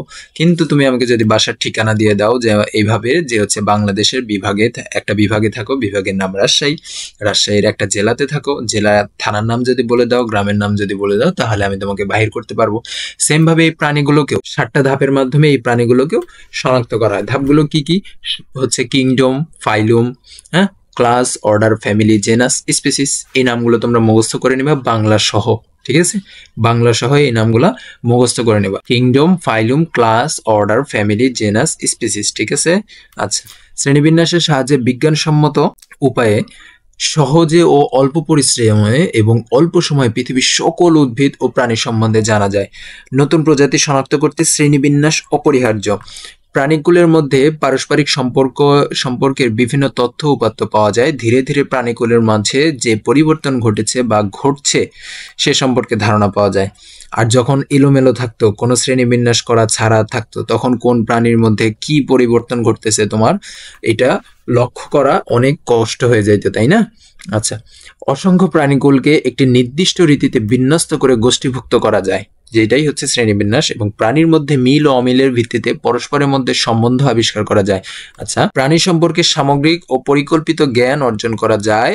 সব এককোষী প্রাণীকে একটি পর্বে এবং বহুকোষী প্রাণীকে 9টি পর্বে ভাগ করা হয়। এই ছিল হচ্ছে শ্রেণীবিন্যাসের প্রয়োজনীয়তা। তোমরা এখান থেকে একটু মুখস্থ করে নেবা, হ্যাঁ, এতটুকু মুখস্থ করে নেবা, কারণ সৃজনশীল প্রশ্নে আসতে পারে এতটুকু, ঠিক আছে? এতটুকু মুখস্থ করে নেবা। যে আসতে পারে হচ্ছে প্রাণী জগতের শ্রেণীবিন্যাসের প্রয়োজনীয়তা উল্লেখ করো শ্রেণীবিন্যাসে, তাই যার কারণে তোমরা কি করবা, এতটুকু মুখস্থ করে নেবা, ঠিক আছে? আচ্ছা, এরপরে নতুন শব্দ তো আমাদের পড়া লাগবে না। এখন এই অধ্যায় থেকে আমরা কি কি শিখলাম, এই জিনিসটা এই অধ্যায় থেকে আমরা কি কি শিখলাম? সর্বপ্রথম কথা হচ্ছে, প্রাচীর দিয়ে ঘেরা দেহগহ্বরকে সিলেন্টেরন বলে। এটি একাধারে পরিপাক ও সংবহনে কাজ করে। এটা কোন পর্বের অন্তর্গত ছিল?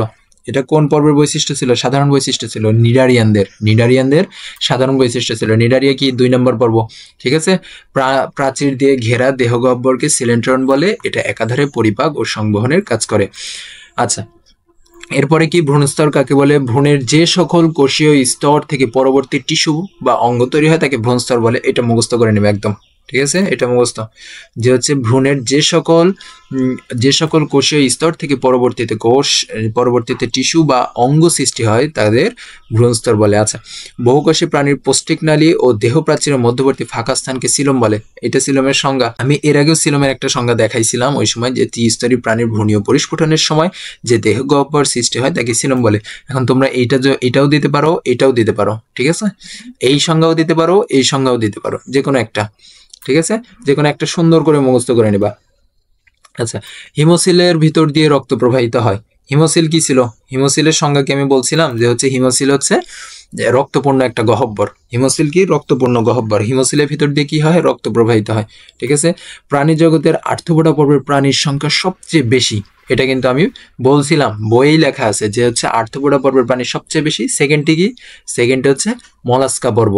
মলাস্কা পর্বের প্রাণী হচ্ছে দ্বিতীয় বৃহত্তম পর্বের প্রাণী। এরপরে মলাস্কা পর্বের প্রাণীদের নরম দেহ মেন্টল দ্বারা আবৃত। মলাস্কা পর্বের প্রাণীদের নরম দেহ, যেমন মলাস্কা পর্বে কি ছিল? শামুক, ঠিক আছে? মলাস্কা পর্বের প্রাণী দেহ মেন্টল দ্বারা আবৃত। শামুকের দেহ কি? একটা শক্ত খোলস দ্বারা আবৃত না? ওই শক্ত খোলসটা কি? মেন্টল দ্বারা গঠিত। আচ্ছা, এরা মাংসল পা দিয়ে চলাফেরা করে। শামুক কি দিয়ে চলাফেরা করে? মাংসল পা দিয়ে কিন্তু চলাফেরা করে। আচ্ছা, এরপরে কি, যে হচ্ছে যে সমস্ত প্রাণীকে এদের দেহের কেন্দ্রীয় অক্ষ বরাবর একাধিক ভার সমান 2 অংশে ভাগ করা যায় তাকে অরীয় প্রতিসম প্রাণী বলে। অরীয় প্রতিসম প্রাণী কাকে বলে? যে সমস্ত প্রাণীকে, এটা মুখস্থ করে নেবে একদম, ইম্পর্টেন্ট কিন্তু, চলে আসতে পারে, যে সমস্ত প্রাণীকে এদের দেহের কেন্দ্রীয় অক্ষ বরাবর একাধিকবার মানে একের চাইতে বেশি কয়েকবার ভাগ করেও সমান 2 অংশে ভাগ করা যায় তাকে অরীয় প্রতিসম বলে, যেমন তারা মাছ, ঠিক আছে? যেমন তারা মাছ কোন পর্বের প্রাণী ছিল? তারা মাছ ছিল হচ্ছে একাইনোডার্মাটা পর্বের প্রাণী। হ্যাঁ, এই যে একাইনোডার্মাটা পর্বের প্রাণী তারা মাছ কি ছিল? যে হচ্ছে দেহ পঞ্চরীয় প্রতিসম, এইটাকে 5টা সমান ভাগে ভাগ করা যায়, তাই না? এই বরাবর একটা ভাগ করলা, হ্যাঁ, এই বরাবর, সরি সুন্দর হচ্ছে না, এই বরাবর একটা ভাগ করলা, এরপরে কি এই বরাবর একটা ভাগ করলা। এভাবে ভাগ করলে কি এরকম সবগুলো একটা করে অংশ তৈরি হবে, তাই না? এই অংশগুলো সবগুলো সমান হবে, যার কারণে কি ছিল? পঞ্চরীয় প্রতিসম। ঠিক আছে, পঞ্চরীয় প্রতিসম। তার মানে এখানে আমরা পড়তেছিলাম যে সমস্ত প্রাণী এদের দেহ কেন্দ্রীয় অক্ষ বরাবর একাধিকবার সমান দুটি অংশে ভাগ করা যায়, তাকে অরীয় প্রতিসম বলে। যেমন তারা মাছ কি পঞ্চরীয় প্রতিসম, একাইনোডার্মাটা পর্বের প্রাণী আছে। তারপরে কি করডাটা প্রাণী জগতের একটি পর্ব। করডাটা প্রাণী জগতের একটি পর্ব, যে এই পর্বের প্রাণীদের নটোকর্ড, স্নায়ুরজ্জু, গলবিলীয়, ফুলকা ছিদ্র আছে এবং এরা কর্ডেট নামে পরিচিত। এটা আমরা করডাটা পর্বের সাধারণ বৈশিষ্ট্যের ভিতরে পাইছি, যে হচ্ছে এই প্রাণীদের নটোকর্ড, স্নায়ুরজ্জু, গলবিলীয়, ফুলকা ছিদ্র আছে। আচ্ছা, ভার্টিব্রাটা উন্নত প্রাণী, এদের দেহের নটোকর্ড শক্ত কশেরুকাযুক্ত মেরুদণ্ডে পরিবর্তিত হয়। নটোকর্ড, আমি বলছিলাম যে নটোকর্ড প্রাথমিক অবস্থায় থাকে, কিন্তু যখন প্রাণীটা বড় হইতে শুরু করে তখন কি হয়? শক্ত মেরুদণ্ডে পরিণত হয়। মেরুদণ্ডের কশেরুকা বলতে কি? তোমরা তোমাদের বুকে যদি হাত দাও বা পা সাইডে যদি হাত দাও, দেখবে চিকন চিকন পাতার মতো এক ধরনের হাড্ডির সাথে তোমরা, যারা বিশেষ করে একদমই শুকনা, গায়ে কোনো মাংসই নাই, হ্যাঁ, তারা হাত দিলেই দেখবে যে হাত দিয়ে ধরতে পারতেছো, ওগুলো হচ্ছে কশেরুকা। ঠিক আছে। আচ্ছা, স্নায়ুরজ্জুর সম্মুখ প্রান্ত স্ফীত হয়ে মস্তিষ্কে পরিণত হয়। স্নায়ুরজ্জু এটা কিন্তু খুবই গুরুত্বপূর্ণ, যে স্নায়ুরজ্জুর সম্মুখ প্রান্ত মানে প্রথম প্রান্ত বা আগার প্রান্ত, হ্যাঁ, একদম প্রথম প্রান্ত স্ফীত হয়ে বা মোটা হয়ে মস্তিষ্কে পরিণত হয়। মস্তিষ্ক করটির মধ্যে সুরক্ষিত থাকে। কারণ করটি কি?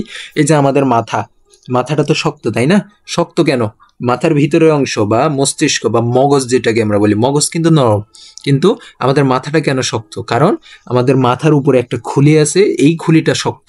এই খুলিটাকে কি বলে? করটি। হ্যাঁ, মস্তিষ্ক করটির মধ্যে সুরক্ষিত থাকে। কিসের মধ্যে? করটির মধ্যে। জলজ ভার্টিব্রাটা ফুলকার সাহায্যে, জলজ মানে হচ্ছে ভার্টিব্রাটা পর্বের যেই সকল প্রাণীরা জলজ বা পানিতে থাকে, তারা ফুলকার সাহায্যে, কিসের সাহায্যে? ফুলকার সাহায্যে। আর যারা এই ভার্টিব্রাটা পর্বেরই যারা হচ্ছে স্থলে বসবাস করে, যেমন পাখি আছে, হ্যাঁ, এই আরো যেগুলো আছে আর কি, এগুলো হচ্ছে যারা হচ্ছে স্থলে বসবাস করে, তারা কি ফুসফুসের সাহায্যে শ্বাসকার্য চালায়, মানে নিঃশ্বাস নেন, নিঃশ্বাস গ্রহণ করে। তার মানে কি? জলজ যারা হচ্ছে পানিতে থাকে তারা ফুলকার সাহায্যে, আর যারা স্থলে বাস করে তারা ফুসফুসের সাহায্যে শ্বাসকার্য চালায়। আচ্ছা, ক্ষতিকর পোকাদেরকে পেস্ট বলে। এটা কিন্তু খুবই গুরুত্বপূর্ণ। পেস্ট কাকে বলে?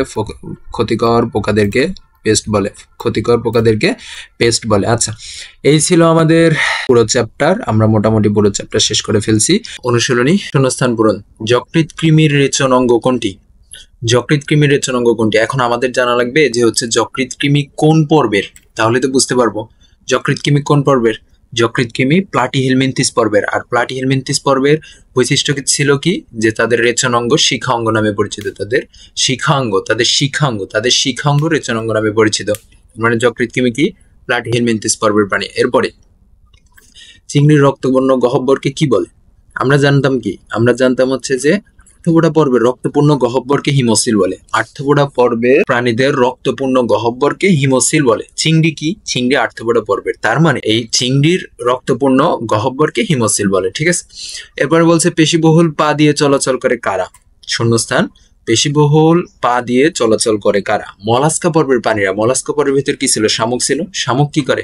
শামুক পেশিবহুল মানে পেশি বা মাংসল পা দিয়ে চলাচল করে। এরপরে ড্যাশ উপপর্বের প্রাণীরা মেরুদণ্ডী। কোন উপপর্বের প্রাণীরা মেরুদণ্ডী? আমরা জানতাম উপপর্ব আছে 3টা, তার ভিতরে ভার্টিব্রাটা উপপর্বের প্রাণীরা মেরুদণ্ডী। উপপর্ব 3টা কি কি ছিল? Urochordata, Cephalochordata, Vertebrata. কি কি? Urochordata, Cephalochordata, Vertebrata. 3টি উপপর্ব। 3টি উপপর্বের ভিতরে সবচেয়ে শেষের যেটা ছিল ভার্টিব্রাটা ছিল কি? মেরুদণ্ডী। এরপরে আসতেছি 5 নাম্বার। ইউরোকর্ডাটা উপপর্বভুক্ত প্রাণীদের লেজে ড্যাশ থাকে। আমরা জানি কি যে ইউরোকর্ডাটা উপপর্বভুক্ত প্রাণীদের লেজে নটোকর্ড থাকে। ইউরোকর্ডাটা উপপর্বভুক্ত প্রাণীদের লেজে নটোকর্ড থাকে। ওকে, এরপরে সংক্ষিপ্ত প্রশ্ন উত্তর।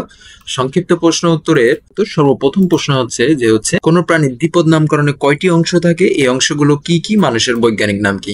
মানুষের বৈজ্ঞানিক নাম কি আমরা জানি? মানুষের বৈজ্ঞানিক নাম আমরা পড়ছি, কিন্তু বইয়ে কিন্তু দেওয়া আছে মানুষের বৈজ্ঞানিক নাম কি, এই যে হোমো সেপিয়েন্স।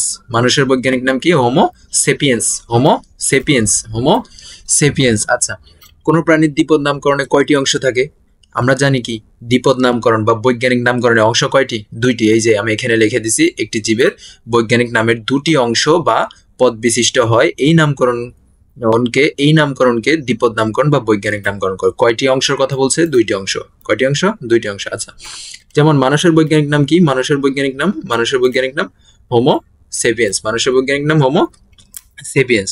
এরপর হচ্ছে বৈজ্ঞানিক নাম ল্যাটিন বা ইংরেজি ভাষায় লিখতে হয়, এইটা ঠিক আছে। এরপরে বলছে যে হচ্ছে এই অংশগুলো কি কি? এই অংশগুলো গণ ও প্রজাতি, গণ ও প্রজাতি। এখন আমি যদি এই প্রশ্নটা আবার একটু রিক্যাপ করি, যে কোনো প্রাণীর দ্বিপদ নামকরণে কয়টি অংশ থাকে? দুইটি থাকে। কি কি অংশগুলো? কি কি অংশগুলো? হচ্ছে গণ ও প্রজাতি। এরপরে কি মানুষের বৈজ্ঞানিক নাম কি? মানুষের বৈজ্ঞানিক নাম হোমো সেপিয়েন্স। এই হোমো সেপিয়েন্সের ভিতরে হোমো কি? হোমোটুকু হচ্ছে গণ, হোমোটুকু গণ, হোমোটুকু কি? হোমোটুকু হচ্ছে গণ। আর সেপিয়েন্স কি? সেপিয়েন্স হচ্ছে প্রজাতি, সেপিয়েন্স হচ্ছে প্রজাতি। দেখো, তোমার চেনা জানা 5টি আর্থ্রোপোডার নাম লেখো। এখন আমরা কিন্তু পড়ছি যে আর্থ্রোপোডার যে বৈশিষ্ট্যগুলো দেওয়া আছে ওর ভিতরে কিন্তু অলরেডি 4টা নাম দেওয়াই আছে। এই যে আর্থ্রোপোডার বৈশিষ্ট্য, যে হচ্ছে বৈশিষ্ট্য, সাধারণ বৈশিষ্ট্য দেওয়া আছে, আর নিচে দেখো উদাহরণ দেওয়া আছে। আমাদেরকে চাইছে কি যে তোমার চেনা জানা 5টি আর্থ্রোপোডার নাম লেখো। প্রজাপতিকে আমরা জানি না, চিনি না? চিনি। চিংড়িও কিন্তু চিনি। আরশোলা কি? বলছিলাম যে আরশোলাকে অনেকে বলে তেলচাটা, অনেকে বলে তেল্লা চোরা, ঠিক আছে। এরপরে আছে কি? এরপরে আছে হচ্ছে কাঁকড়া। কাঁকড়াও কিন্তু আমরা চিনি। এই যে 4টা কিন্তু এখানে হয়ে গেছে, যে প্রজাপতি, চিংড়ি, আরশোলা, কাঁকড়া, 4টা হয়ে গেছে। আরেকটা কি? আরেকটা ধরো তুমি মশা দিয়ে দিলা। মশাও কিন্তু আর্থ্রোপোডা পর্বের প্রাণী, ঠিক আছে। তাহলে 2 নম্বর প্রশ্ন শেষ হয়ে গেল, যে হচ্ছে আর্থ্রোপোডা পর্বের তোমার চেনা জানা 5টি আর্থ্রোপোডা পর্বের নাম লেখো। আর্থ্রোপোডা পর্বের নামগুলো কিন্তু বইয়েই আছে। আচ্ছা, এরপরে হচ্ছে চিংড়ি কোন পর্বের প্রাণী? এর বৈশিষ্ট্যগুলো লেখো। চিংড়ি কোন পর্বের প্রাণী? এর বৈশিষ্ট্যগুলো লেখো। চিংড়ি কোন পর্বের প্রাণী? আমরা জানি যে হচ্ছে চিংড়ি আর্থ্রোপোডা পর্বের প্রাণী। হ্যাঁ, এই যে চিংড়ি কোন পর্বের প্রাণী? চিংড়ি, এই যে চিংড়ি, ঠিক আছে। চিংড়ি আর্থ্রোপোডা পর্বের প্রাণী। এখন বলছে কি? বলছে যে হচ্ছে চিংড়ি কোন পর্বের প্রাণী, এদের বৈশিষ্ট্যগুলো কি কি? এদের বৈশিষ্ট্যগুলো কি কি? এই যে আর্থ্রোপোডা পর্বের বৈশিষ্ট্যগুলো দিয়ে দিবা। আমি বৈশিষ্ট্যগুলো এই কারণে মুখস্থ করতে বলছিলাম ভাইয়া, যে হচ্ছে বৈশিষ্ট্যগুলো থেকে দিয়ে দিবে। খ নম্বরের প্রশ্ন দিতে পারে, আবার অনেক সময় গ নম্বরেও দিতে পারে। যেমন এই যে এখানে দিয়ে দিছে, বলছে যে হচ্ছে চিংড়ি কোন পর্বের প্রাণী, এদের বৈশিষ্ট্যগুলো কি কি? তাহলে এদের বৈশিষ্ট্যগুলো এগুলো দিয়ে দিবা, যে হচ্ছে সাধারণ বৈশিষ্ট্য দেহ, মস্তক, বক্ষ। দেহকে মস্তক, বক্ষ ও উদর, এই 3টি অঞ্চলে বিভক্ত করা যায়। এই 3টি অঞ্চলে বিভক্ত, তার মানে চিংড়ির দেহ কি হবে? চিংড়ির দেহ মস্তক, বক্ষ, উদর, এই 3টি অঞ্চলে বিভক্ত ও সন্ধিযুক্ত উপাঙ্গ বিদ্যমান। সন্ধিযুক্ত উপাঙ্গ বিদ্যমান। সন্ধি মানে কি? জোড়া। এইখানে কিন্তু সন্ধি আছে পায়ের, ঠিক আছে। এই পর্ব যে ক্লাসে পড়াইছিলাম ওই ক্লাসে কিন্তু এগুলো সব বুঝাই দিছিলাম, ঠিক আছে। মাথায় এক জোড়া পঞ্জাক্ষী ও অ্যান্টেনা থাকে, নরম দেহ, কাইটিন সমৃদ্ধ, শক্ত আবরণী দ্বারা আবৃত, এগুলো লিখে দিবা সাধারণ বৈশিষ্ট্যগুলো। এরপরে হচ্ছে স্তন্যপায়ী প্রাণীদের বৈশিষ্ট্যগুলো লেখো। স্তন্যপায়ী প্রাণীদের বৈশিষ্ট্যগুলো লেখো। স্তন্যপায়ী প্রাণীদের বৈশিষ্ট্যগুলো লেখো। এখন আমরা স্তন্যপায়ী বলতে কি জানতাম? ইংলিশ নাম কি ছিল? মামালিয়া। স্তন্যপায়ীর ইংলিশ নাম কি ছিল? মামালিয়া। স্তন্যপায়ীর ইংলিশ নাম কি ছিল? মামালিয়া। স্তন্যপায়ীর ইংলিশ নাম মামালিয়া। তাহলে স্তন্যপায়ীর আমরা যদি একটা উদাহরণ বলি, আমরা নিজেরাই কিন্তু স্তন্যপায়ী, তাই না? আবার বাঘ, উট, গরু, ছাগল, এগুলো কি স্তন্যপায়ী। তাহলে এগুলোর যদি বৈশিষ্ট্য যদি লেখি, আমাদের দেহ, আমরা যে কোনো একটা উদাহরণ নিই, যেমন হচ্ছে আমরা ধরো মানুষ নিলাম, আমরা মানুষের যদি উদাহরণ দিই, তাহলে বলছে বৈশিষ্ট্যগুলো লিখতে। আমাদের দেহ কি? লোমে আবৃত, আমাদের দেহে কিন্তু লোম আছে, গেল। এরপরে আছে স্তন্যপায়ী প্রাণীরা সন্তান প্রসব করে। মানুষ কি সন্তান প্রসব করে না? হ্যাঁ। এরপরে কি? আমরা উষ্ণ রক্তের প্রাণী। এরপরে কি? এরপরে আছে হচ্ছে চোয়ালে বিভিন্ন ধরনের দাঁত থাকে। আমাদের চোয়ালে দাঁত আছে না? দাঁত আছে। শিশুরা মাতৃদুগ্ধ বা মায়ের দুধ পান করে বড় হয়। আমরা কিন্তু মায়ের দুধ পান করেই বড় হয়েছি। হৃৎপিণ্ড 4 প্রকোষ্ঠ বিশিষ্ট। আমাদের হৃৎপিণ্ড কিন্তু 4 প্রকোষ্ঠ বিশিষ্ট। ত্বকে বিভিন্ন রকমের গ্রন্থি বিদ্যমান। ওকে। এই তো স্তন্যপায়ী বৈশিষ্ট্যগুলো এগুলাই। এরপরে বলছে যে হচ্ছে ইউরোকর্ডাটার বৈশিষ্ট্য কি? ইউরোকর্ডাটার বৈশিষ্ট্য আসিলই দুইটা, তাই না? ইউরোকর্ডাটার বৈশিষ্ট্য আসিলই দুইটা কি কি? এই যে হচ্ছে প্রাথমিক অবস্থায় ফুলকারন্ধ্র, প্রাথমিক বা প্রথম দিকে বা জন্মের প্রথম অবস্থায় ফুলকারন্ধ্র ও পৃষ্ঠীয় ফাঁপা স্নায়ুরজ্জ, পিঠের দিকে ফাঁপা স্নায়ুরজ্জ থাকে এবং স্নায়ুরজ্জটা কি? ফাঁপা, পিঠের দিকে ফাঁপা স্নায়ুরজ্জ থাকে। আর দ্বিতীয়টা হচ্ছে শুধুমাত্র লার্ভা দশায় এদের লেজে নটকট থাকে, শুধুমাত্র লার্ভা দশায়, বয়স্ক দশায় না, শুধুমাত্র লার্ভা দশায়। তার মানে কি ইউরোকর্ডাটার বৈশিষ্ট্য দুইটা আমরা জানতাম, যে হচ্ছে প্রাথমিক অবস্থায় ফুলকারন্ধ্র, পৃষ্ঠীয় ফাঁপা স্নায়ুরজ্জ থাকে, শুধুমাত্র লার্ভা দশায় এদের লেজে নটকট থাকে। উদাহরণ কি? উদাহরণ হচ্ছে অ্যাসিডিয়া। উদাহরণ হচ্ছে অ্যাসিডিয়া। এই তো আমাদের সংক্ষিপ্ত পর্ব প্রশ্নগুলো শেষ হয়ে গেল। তবে তোমরা কি একটা জিনিস খেয়াল করছো? আমরা যে আগে যে পর্বগুলোর বৈশিষ্ট্যগুলো পড়ে আসছি, যার কারণে এখন আমরা এই প্রশ্নগুলোর উত্তর খুব সহজে পেরে যাচ্ছি, বইয়ের থেকে দেখে বা বইয়ের যে মুখস্থগুলো ছিল আমরা ওইখান থেকে আমরা পেরে যাচ্ছি, আমাদের আলাদা করে গাইড টাইড কোথাও যাওয়া লাগতেছে না, তাই না? তো এই কারণে আমি বলি যে সব সময় আমরা কি করব, আগে বইয়ের থিওরিক পার্টগুলো পড়বো। থিওরি পার্ট বলতে কি, এই যে প্রথম দিকে সিজন অনুশীলনের আগে যে চ্যাপ্টার, অনুশীলনের আগে যেগুলো থাকে ওগুলোই থিওরি, ঠিক আছে? ওগুলো আমরা সুন্দর করে পড়বো। এরপরে আমাদের সৃজনশীল এমসিকিউ, কোনো কিছু নিয়ে চিন্তা করা লাগবে না। যেমন দেখো এই যে এমসিকিউ, কোনটি মলাস্কা পর্বের প্রাণী? আমরা জানতাম কি মলাস্কা পর্বের প্রাণী কি? একটা আমাদের বইয়ে দুইটা উদাহরণ দেওয়া আছে, কি কি? একটা দেওয়া আছে শামুক আর একটা দেওয়া আছে ঝিনুক। তার মানে মলাস্কা পর্বের প্রাণী কি? ঝিনুক। ওকে, এরপরে এই প্রশ্নটা কিন্তু একটু কনসেপচুয়াল, ঠিক আছে?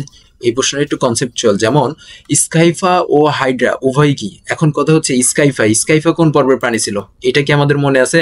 স্কাইফা কোন পর্বের প্রাণী ছিল? স্কাইফা ছিল পরিফেরা পর্বের প্রাণী। আর হাইড্রা কোন ছিল? হাইড্রা ছিল হচ্ছে নিডারিয়া পর্বের প্রাণী। হাইড্রা কোন পর্বের প্রাণী ছিল? হাইড্রা ছিল নিডারিয়া পর্বের প্রাণী। এখন দুইটা কিন্তু দুই পর্বের প্রাণী। এখন বলছে যে হচ্ছে উভয় কি দ্বিস্তরী? না, শুধুমাত্র নিডারিয়ানরা দ্বিস্তরী, বা হাইড্রা দ্বিস্তরী। স্কাইফা কিন্তু দ্বিস্তরী না, তার মানে প্রথমটা হবে না। তার মানে তুমি এই অপশনগুলো যদি দেখো, তার মানে বুঝতে পারতেছো 2 আর 3 হবে। এখন আমরা যদি দেখি এরপরে দ্বিতীয়টা কি? দ্বিতীয়টা হচ্ছে এরা উভয় বহুকোষী। হ্যাঁ, এরা উভয় বহুকোষী। তুমি যখন উদাহরণটা পড়বা বা মানে হচ্ছে পরিফেরা নিডারিয়ার সাধারণ বৈশিষ্ট্যগুলো যদি পড়ে থাকো, তুমি অবশ্যই পড়েছো এখানে যে বহুকোষী, উভয় বহুকোষী। আচ্ছা, সুগঠিত তন্ত্রবিহীন। এখন আমাদের বইয়ে এইটা লেখা আছে যে হচ্ছে পরিফেরারা সুগঠিত তন্ত্রবিহীন, কিন্তু নিডারিয়ানরা বা হাইড্রার ক্ষেত্রে এটা লেখা নাই। কিন্তু হাইড্রার ক্ষেত্রেও এটা সঠিক যে সুগঠিত তন্ত্রবিহীন, এদের সুগঠিত কোনো অঙ্গ বা তন্ত্র নাই। তার মানে উত্তর হবে হচ্ছে 2 ও 3। ওকে, নিচের ছকটি লক্ষ্য করো, 3 ও 4 নম্বর প্রশ্নের উত্তর দাও। আচ্ছা, কোন ছকের কোন প্রাণীটি অমেরুদণ্ডী? ছকের কোন প্রাণীটি অমেরুদণ্ডী? এম এ দেওয়া আছে কি প্রাণীর ডানা ও হিমোসিল নামক দেহগহ্বর পাওয়া যায়। এই যে এইখানে হচ্ছে হিমোসিল কোন পর্বের বৈশিষ্ট্য? হিমোসিল ছিল হচ্ছে আর্থ্রোপোডা পর্বের বৈশিষ্ট্য। হিমোসিল কি ছিল? হিমোসিল হচ্ছে আর্থ্রোপোডা পর্বের বৈশিষ্ট্য ছিল। এখন আমরা জানতাম কি শুধুমাত্র একটা পর্বের প্রাণীরাই হয়েছে মেরুদণ্ডী। কোন পর্ব? করডাটা পর্বের প্রাণীরা মেরুদণ্ডী, বাকি সবাইকে অমেরুদণ্ডী। তার মানে বলছে ছকের কোন প্রাণীটি অমেরুদণ্ডী? প্রথমটাই কিন্তু অমেরুদণ্ডী হয়ে যাচ্ছে, কারণ এরা আর্থ্রোপোডা বৈশিষ্ট্য, আর আর্থ্রোপোডারা হচ্ছে অমেরুদণ্ডী। এরপরে উঠতে পারে কোনটি? MNO। এখন এখানে আমরা যদি দেখি উঠতে পারে কোনটি? প্রাণীর ডানা আছে, হিমোসিল নামক দেহগহ্বর আছে। আর্থ্রোপোডা পর্বের প্রাণীরা কি উঠতে পারে না? আর্থ্রোপোডা পর্বের প্রাণীরা উঠতে পারে না? পারে। যেমন প্রজাপতি। আর্থ্রোপোডা পর্বের একটা উদাহরণ কি? প্রজাপতি কি উঠতে পারে না? পারে। আচ্ছা, এরপরে কি প্রাণীর পালক আছে, ফুসফুসের সাথে বায়ুথলি আছে। আমরা বলছিলাম যে আমরা মানুষরা কেন উঠতে পারি না, পাখিরা কেন উঠতে পারে। আমাদের ভিতরে দুইটা, নর্মালি বইয়ের ভিতরে থেকে আমরা দুইটা পার্থক্য পাই কি? আমাদের ফুসফুসের সাথে বায়ুথলি নাই, কিন্তু পাখির ফুসফুসের সাথে বায়ুথলি আছে। এরপরে কি ওদের হাড়, ওদের শরীরের যে হাড়গুলো ফাঁপা, ভিতরে ফাঁকা, কিন্তু আমাদের হাড়গুলো ফাঁকা না, আমাদের হাড়গুলো ভিতরে নিরেট, যার কারণে আমাদের হাড়গুলোর ওজন বেশি। এই দুইটা নর্মাল পার্থক্য, আরো অনেক পার্থক্য আছে। তার মানে এইটা কোন পর্বের প্রাণীর বৈশিষ্ট্য? এটা হচ্ছে শ্রেণী, দুঃখিত, এটা হচ্ছে শ্রেণী, এটা হচ্ছে এভেসের বৈশিষ্ট্য, এভেস বা পক্ষীকুলের বৈশিষ্ট্য। তার মানে এরা উঠতে পারে, পাখিরা উঠতে পারে। আর এটা কি? এটা হচ্ছে আর্থ্রোপোডা পর্বের প্রাণীদের বৈশিষ্ট্য। তার মানে এই দুইটা পর্বের প্রাণীরাই শুধু উঠতে পারে। এরপর হচ্ছে প্রাণী ডিম পারে, শীতল রক্ত বিশিষ্ট। প্রাণীর আইস আছে, যুগ্ম পাখাযুক্ত। প্রাণীর আইস আছে, এই আইস যুক্ত কিন্তু উঠতে পারে এমন কিছু তো আমরা জানি না, তাই না? সুতরাং উত্তর হবে MON, ঠিক আছে? উত্তর হবে MON, এই যে উঠতে পারে MON। এরপরে বাকি আছে সৃজনশীল প্রশ্ন আর 2টা কাজ। আমাদের গাইডে সৃজনশীল প্রশ্নের উত্তরগুলো কিন্তু আবার অনেক বড় বড় করে দেওয়া, এবং যে লাইনগুলো না লিখলেও আমাদের চলবে আমাদের সেই লাইনগুলো দেওয়া আছে। তো আমি এখানে যে লাইনগুলো আমাদের প্রয়োজন নাই বা যে লাইনগুলো না লিখলেও আমাদের চলবে, আমি সেই লাইনগুলো বাদ দিয়ে দিয়েছি যাতে করে তোমাদের মুখস্থ করতে আরও অনেক ইজি হয়। তো তোমরা যারা এখনো বিগত পর্বগুলো দেখো নাই, অবশ্যই তোমরা বিগত পর্বগুলো দেখে আসবা। আমরা অনেক মজা এবং টেকনিকের সাহায্যে বিগত পর্বগুলো শেষ করেছি। তো চলো আমরা আজকের পড়া শুরু করি। সৃজনশীল প্রশ্ন ক নাম্বার। এখানে দেখো পিতে কি দেওয়া আছে, একটা ঘাস ফড়িং দেওয়া আছে, আর কিউতে কি দেওয়া আছে, কিউতে দেওয়া আছে হচ্ছে একটা পাখি দেওয়া আছে। ওকে, এরপরে কি ক নম্বর প্রশ্নে দেওয়া আছে হচ্ছে শ্রেণীবিন্যাস কি, বৈজ্ঞানিক নাম বলতে কি বোঝায়, পি প্রাণীটি কোন শ্রেণীর, পি প্রাণীটি কোন শ্রেণীর এবং ব্যাখ্যা করো, এবং প্রাণী দুইটি ভিন্ন শ্রেণীতে থাকার ব্যাখ্যা করো, কারণ ব্যাখ্যা করো। এইটা এক শ্রেণীতে আছে, এইটা এক শ্রেণীতে আছে, এই দুইটা কেন ভিন্ন শ্রেণীতে তার বিশ্লেষণ করতে বলছে। তো আমরা যদি উত্তরে চলে যাই, ওকে, এই যে প্রশ্ন, শ্রেণীবিন্যাস কাকে বলে, সহজে সুশৃঙ্খলভাবে বিশাল জীবজগৎকে জানার জন্য এর ধাপে ধাপে বিন্যস্ত করার পদ্ধতিকে শ্রেণীবিন্যাস বলে। ধাপে ধাপে বিন্যস্ত করার পদ্ধতিকে শ্রেণীবিন্যাস বলে। সহজে সুশৃঙ্খলভাবে বিশাল জীবজগৎকে জানার জন্য এর ধাপে ধাপে বিন্যস্ত করার পদ্ধতিকে শ্রেণীবিন্যাস বলে। এছাড়াও আমি শ্রেণীবিন্যাসে আরেকটা সংজ্ঞা পড়াইছিলাম প্রথম লেকচারে, তোমরা যদি ওইটা মুখস্থ করে থাকো তাহলে এনাফ, তোমরা ওইটা দিয়েই কভার করে ফেলতে পারবা, ওইটা দিয়েই তোমরা ওইটাই দিবা। ওকে, আচ্ছা, এরপরে খ নম্বর আছে হচ্ছে বৈজ্ঞানিক নাম বলতে কি বোঝায়। এটা একদমই ইজি। একটি প্রাণীর বৈজ্ঞানিক নাম এর দুটি অংশ বা দ্বিপদ বিশিষ্ট হয়, এবং এই নামকরণকে দ্বিপদ নামকরণ বা বৈজ্ঞানিক নাম বলে। আচ্ছা, এই নামের প্রথম অংশ গণ এবং পরের অংশ প্রজাতি। বৈজ্ঞানিক নাম ল্যাটিন বা ইংরেজি ভাষায় লিখতে হয়, যেমন মানুষের বৈজ্ঞানিক নাম হোমো সেপিয়েন্স। ওকে, আচ্ছা, বৈজ্ঞানিক নাম বলতে কি বোঝায় আশা করি তোমরা বুঝতে পারছো, আর না বুঝতে পারলে তোমরা ফার্স্ট লেকচারে চলে যাবা, ফার্স্ট লেকচারে অনেক সুন্দর করে বুঝিয়েছি। ওকে, এরপরে কি পি প্রাণীটি কোন শ্রেণীর ব্যাখ্যা করো। পি প্রাণীটি আমরা কি দেখতে পাচ্ছি, এই পি প্রাণীটা একটা ঘাস ফড়িং। তাহলে পি প্রাণীটা আর্থ্রোপোডা পর্বের ইনসেক্টা শ্রেণীর অন্তর্ভুক্ত। এখন কথা হচ্ছে ইনসেক্টা শ্রেণী কি, ইনসেক্টা শ্রেণী আমাদের বইতে দেওয়া নাই, এটা তোমরা আরো উপর ক্লাসে গেলে জানতে পারবা, কিন্তু এখন এইটা পড়া লাগবে কারণ এই সৃজনশীলটা অনেক সময় প্রশ্নে দিয়ে দিতে পারে। তো মুখস্থ করে নেবো এটা আমরা, ঠিক আছে। পি প্রাণীটি কোন শ্রেণী অন্তর্ভুক্ত, পি প্রাণীটি আর্থ্রোপোডা পর্বের ইনসেক্টা শ্রেণী। যদি বলতো যে কোন পর্বের অন্তর্ভুক্ত তাহলে সমস্যা ছিল না, কিন্তু বলে দিছে যে কোন শ্রেণীর অন্তর্ভুক্ত, যার কারণে আমাদের এখন শ্রেণীর নামটা মুখস্থ করা লাগবে। শ্রেণীর নামটা কি, ইনসেক্টা শ্রেণী অন্তর্ভুক্ত। এরপরে কি আর্থ্রোপোডা পর্বের প্রাণীদের শনাক্ত করি সাধারণ বৈশিষ্ট্য। এখানে বলছিল যে কোন শ্রেণীর ব্যাখ্যা করো। এরপরে হচ্ছে আর্থ্রোপোডা পর্বের শনাক্তকারী সাধারণ বৈশিষ্ট্যগুলো তোমরা দিয়ে দিবা। সাধারণ বৈশিষ্ট্যগুলো কি কি আমি তোমাদেরকে মুখস্থ করতে আগেই বলছিলাম, তারপর আমি একবার রিডিং করে দিচ্ছি। সন্ধিযুক্ত উপাঙ্গ থাকে, দেহ বিভিন্ন অঞ্চলে বিভক্ত, যেমন কি মস্তক, বক্ষ, উদর। আচ্ছা, শিরবক্ষ আমাদের মুখস্থ করার দরকার নাই, শিরবক্ষ বাদ দিয়ে দিব, ঠিক আছে। আমরা শুধু 3টা পড়বো, মস্তক, বক্ষ, উদর।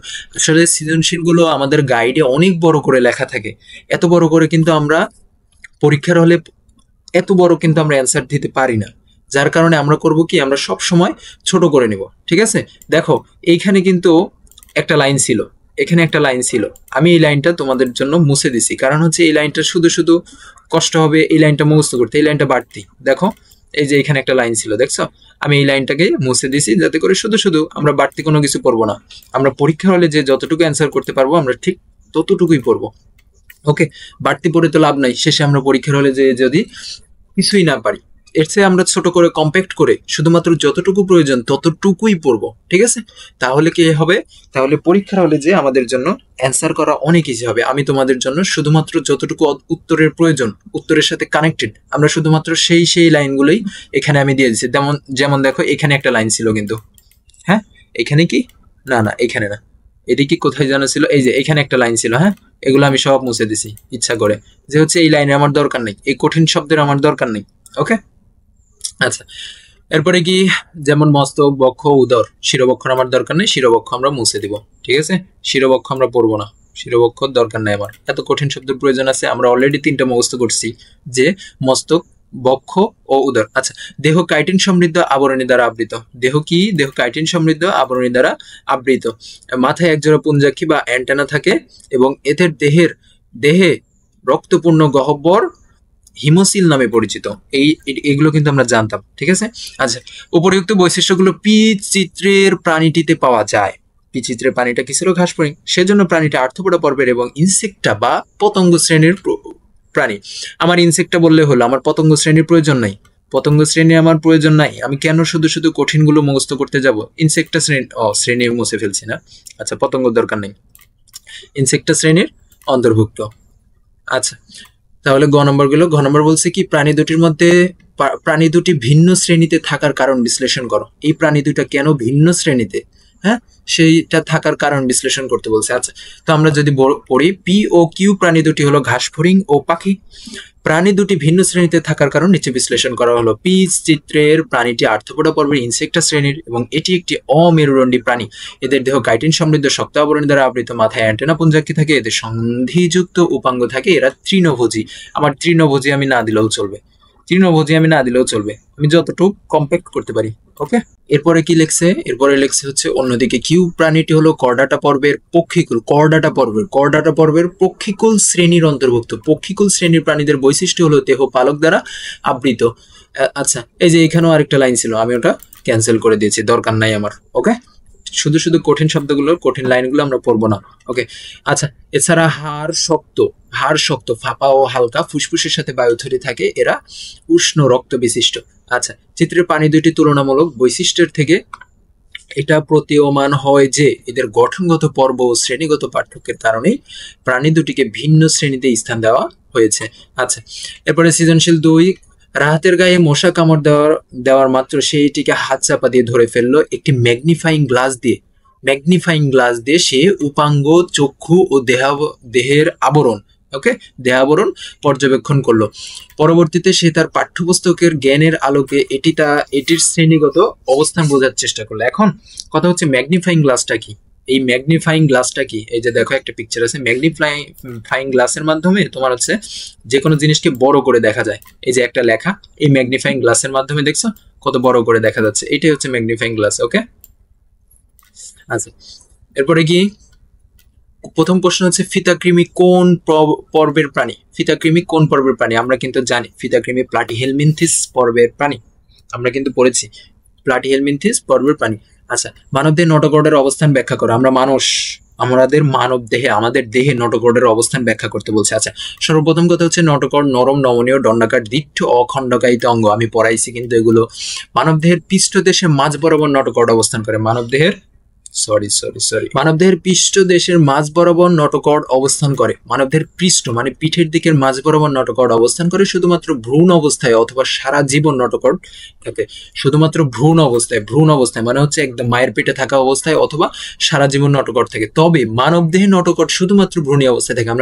আমাদের মানবদেহে শুধুমাত্র ভ্রূণ অবস্থায় বা মায়ের পেটে থাকা অবস্থায় নটোকর্ড ছিল।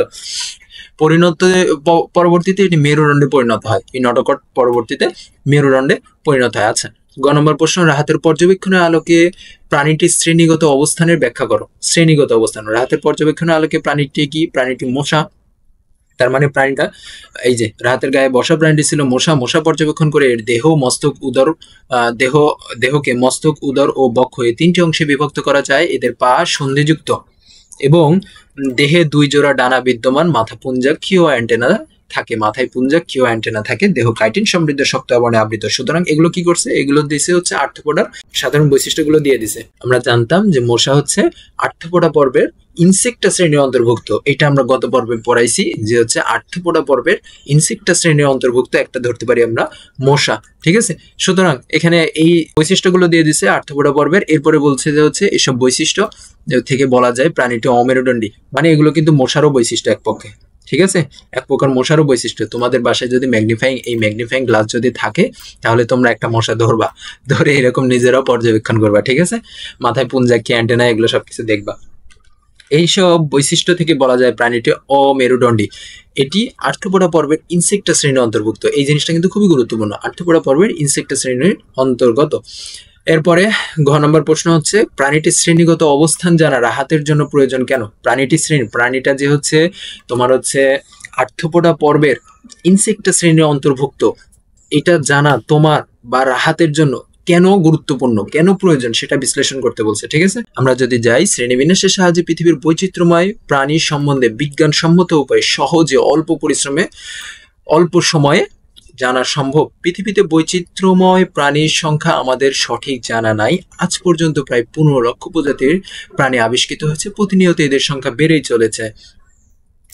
বিদ্যমান প্রাণীদেহে, এই যে এখানে প্রাণীদেহে লেখা আছে, প্রাণীদেহে বিদ্যমান বিভিন্ন বৈশিষ্ট্য বিভিন্ন প্রাণীর মধ্যে মিল অমিল ও পরস্পরের মধ্যে যে সম্পর্কটা রয়েছে তার উপর ভিত্তি করে শ্রেণীবিন্যাস করা হয়। রাহাত প্রাণীটির শ্রেণীগত অবস্থান জানার মাধ্যমে এই শ্রেণীর অন্তর্গত উপকারী ও অপকারী প্রাণী চিহ্নিত করতে পারে। এ কারণে প্রাণীটির শ্রেণীগত অবস্থান জানা রাহাতের জন্য খুবই প্রয়োজন। কি কারণে প্রয়োজন? কারণ রাহাত প্রাণীটির শ্রেণীগত অবস্থান জানার মাধ্যমে এই শ্রেণীটির অন্তর্গত উপকারী ও অপকারী প্রাণী চিহ্নিত করতে পারে। তো এই ছিল ঘ নম্বর প্রশ্ন। এরপরে আরো হচ্ছে দুইটা কাজ দেওয়া ছিল এখানে। ঠিক আছে, দুইটা কাজ আমি তোমাদেরকে জাস্ট একটু করে দেখাই দিচ্ছি, বাকিটুকু তোমরা নিজেরা করে নেবা। কাজগুলো কি কি? প্রথমটা বলছে তুমি তোমার পরিবেশ থেকে কয়েকটি মেরুদণ্ডী প্রাণী সংগ্রহ করো এবং এদের বৈশিষ্ট্যগুলো লিপিবদ্ধ করো।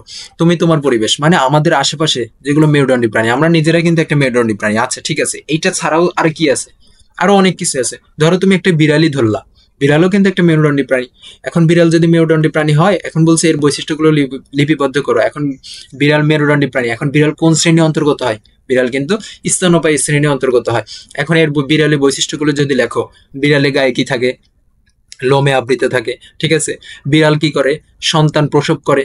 এরপরে কি আছে যে বিড়ালের দেহের রক্ত কিন্তু আমাদের মানুষের মতো কি উষ্ণ রক্তের অধিকারী। ওদের চোয়ালেও কিন্তু বিভিন্ন ধরনের দাঁত আছে, তাই না? এরপরে কি ওদের যে বাচ্চারা, ওদের মানে বিড়ালের বাচ্চারা কি করে? মাতৃদুধ মানে বিড়ালের দুধ পান করে করেই তো বড় হয়। তাদের হৃৎপিণ্ড কিন্তু 4 প্রকোষ্ঠ বিশিষ্ট। এই ছিল হচ্ছে একটা মেরুদণ্ডী প্রাণীর বৈশিষ্ট্য। এরকম তোমরা আরো অনেকগুলো, যেমন একটা গরু, এছাড়া আরো অনেক কিছু আছে, মুরগি আছে। ঠিক আছে, তোমরা এই বৈশিষ্ট্যগুলো লিপিবদ্ধ করতে পারো। এরপরে আমি আমি আমি এই যে যেমন এখান থেকে কিন্তু বলছি বৈশিষ্ট্যগুলো। ঠিক আছে, স্তন্যপায়ী শ্রেণীর অন্তর্গত যেহেতু আমি এই বৈশিষ্ট্যগুলোর কথাই বলে দিছি, কিন্তু তোমরাও এরকম কিছু কিছু প্রাণী শনাক্ত করে এভাবে বলে দিতে পারো। এরপরে কি আছে যে কেঁচো, চিংড়ি, ঘাসফড়িং, শামুক, ঝিনুক, দোয়েল, রুই মাছ কোন পর্বভুক্ত প্রাণী, এদের শনাক্তকারী বৈশিষ্ট্য লেখো। এখন তোমাদেরকে আমি জাস্ট কেঁচোটা দেখাই দিচ্ছি। কেঁচো কোন পর্বের প্রাণী? চিংড়িও দাগানো হয়ে গেছে। কেঁচো কোন পর্বের প্রাণী? কেঁচো কিন্তু অ্যানিলিডা পর্বের প্রাণী। এখন বলছে এই অ্যানিলিডা পর্বের শনাক্তকারী বৈশিষ্ট্য কি? ওই সাধারণ বৈশিষ্ট্যগুলো শনাক্তকারী বৈশিষ্ট্য, যেমন কেঁচোর দেহ নলাকার, খণ্ডকায়িত, নেফ্রিডিয়া নামক রেচনাঙ্গ আছে। ঠিক আছে, এরপর প্রতিখণ্ডে সিটা জোকে থাকে না, সিটা চলাচলের সহায়তা করে, এগুলোই। ঠিক আছে, এগুলোই আমি জাস্ট কেঁচোর জন্য দেখালাম। তুমি চিংড়ি, ঘাসফড়িং, শামুক, দোয়েল এগুলো সবগুলোর জন্য করবা। তো অবশেষে আমাদের চ্যাপ্টারটা শেষ হলো। প্রাণী জগতের শ্রেণীবিন্যাস দীর্ঘ 10টা পর্বের মাধ্যমে আমরা এই চ্যাপ্টারটা শেষ করেছি এবং লাস্ট পর্বটা আমাদের সবচেয়ে বড় হয়ে গেছে।